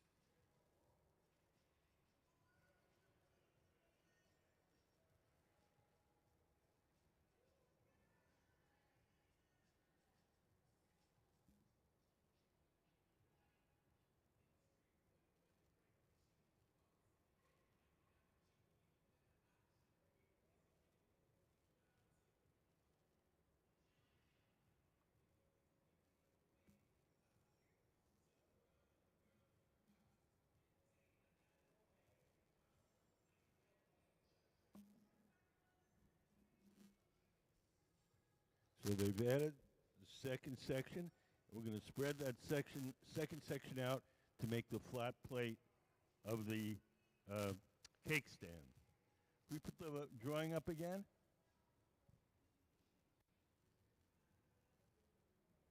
So it's the one on the right. So it's got the kind of double section, and then the top section gets spread out into a flat plate. It'll have a little ring in the middle of clear glass, and then we'll make a separate dome for it.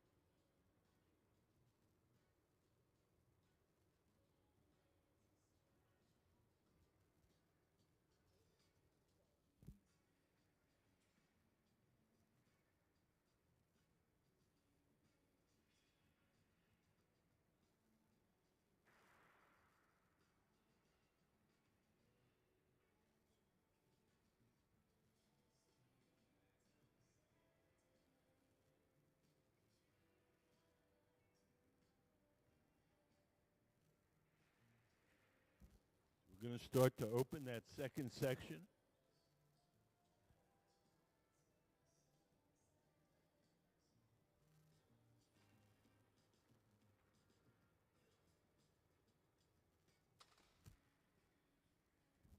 Does anybody have any questions?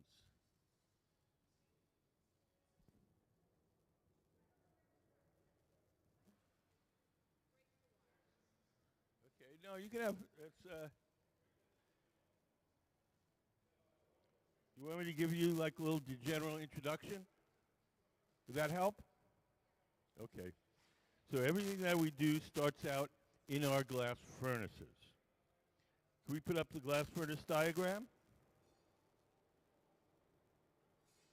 So the glass furnaces are the machines where you see the doors closed. If you look up on the big screen, that's what they look like inside. So inside each of those furnaces is a big ceramic pot. In that ceramic pot is 1,000 pounds of melted glass. We keep the melted glass at 2,100 degrees. At that temperature, the glass has the consistency of honey. So if you can imagine a giant crock pot full of honey, that's what our furnace is like. When we want to make something, we take one of those steel pipes and we dip it into the melted glass like you're dipping into a big jar of honey. So you dip it in, twirl it around, a little bit of glass sticks to the end of the pipe. The pipe is hollow, so when you blow, it blows up, blows up into a bubble. If you want to make something larger, we dip it in a second time, put more glass around it, blow it up, and we just keep repeating that process till we have all the glass we need to make whatever we're making. So for these, each of these things we've blown two kind of hemispheres. And we've joined them together to make the base. And we did another one where we joined them to make, we joined the others, top, the smaller one, same process, made two kind of hemispheres, joined them together, and then we're going to spread the top hemisphere out to make the flat plate that the cake sits on. So we'll have the kind of hamburger looking thing, and then we're going to spread the top thing out, and we'll have a flat plate, but it'll have a clear circle in the middle where the seam was. Does that make sense? Okay. See?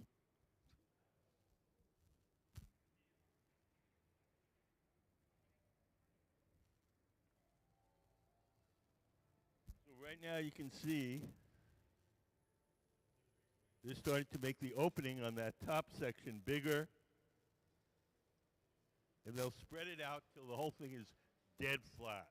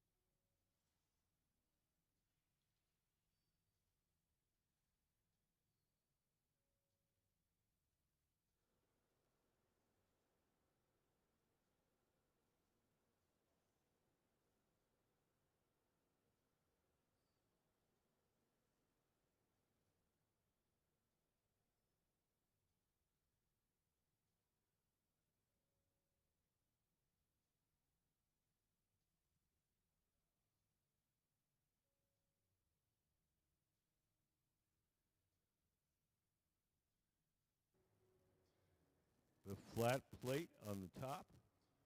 It's got a little clear ring where the two sections were joined.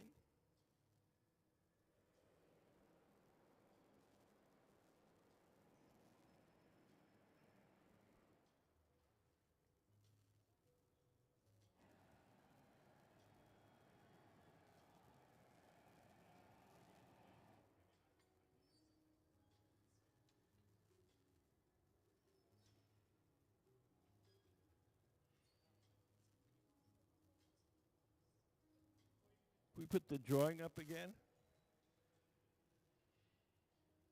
So it's the drawing, it's the piece on the right. So we're going to, it's the piece on the right, it's everything except the dome.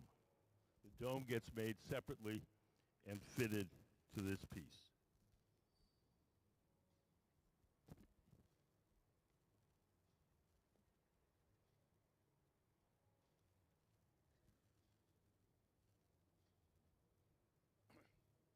So we're just about done. Everything that we make here has to be cooled slowly or it'll break. So we're going to take it off the metal rod. We're going to place it in a oven called the annealer. I think we'll probably, I guess in that annealer here. I don't know which annealer.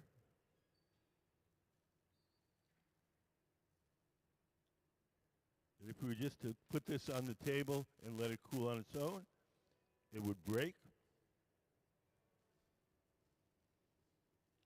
So we'll take it off the metal rod and put it in an electric oven, an annealer, where it'll be cooled slowly overnight.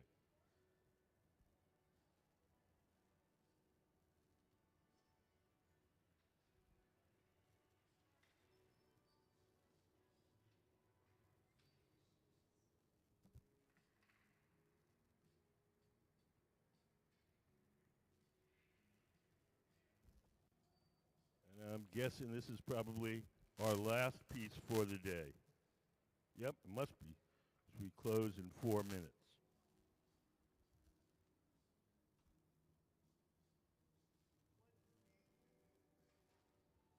Winter?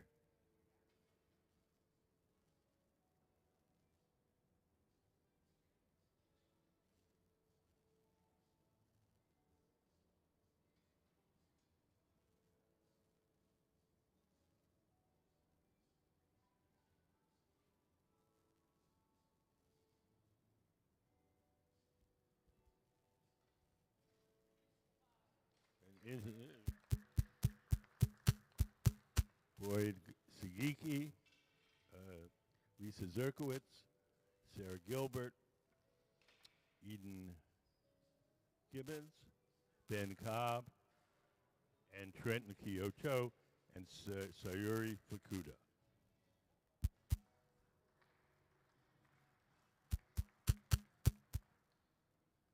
So thank you all for coming in. We appreciate it.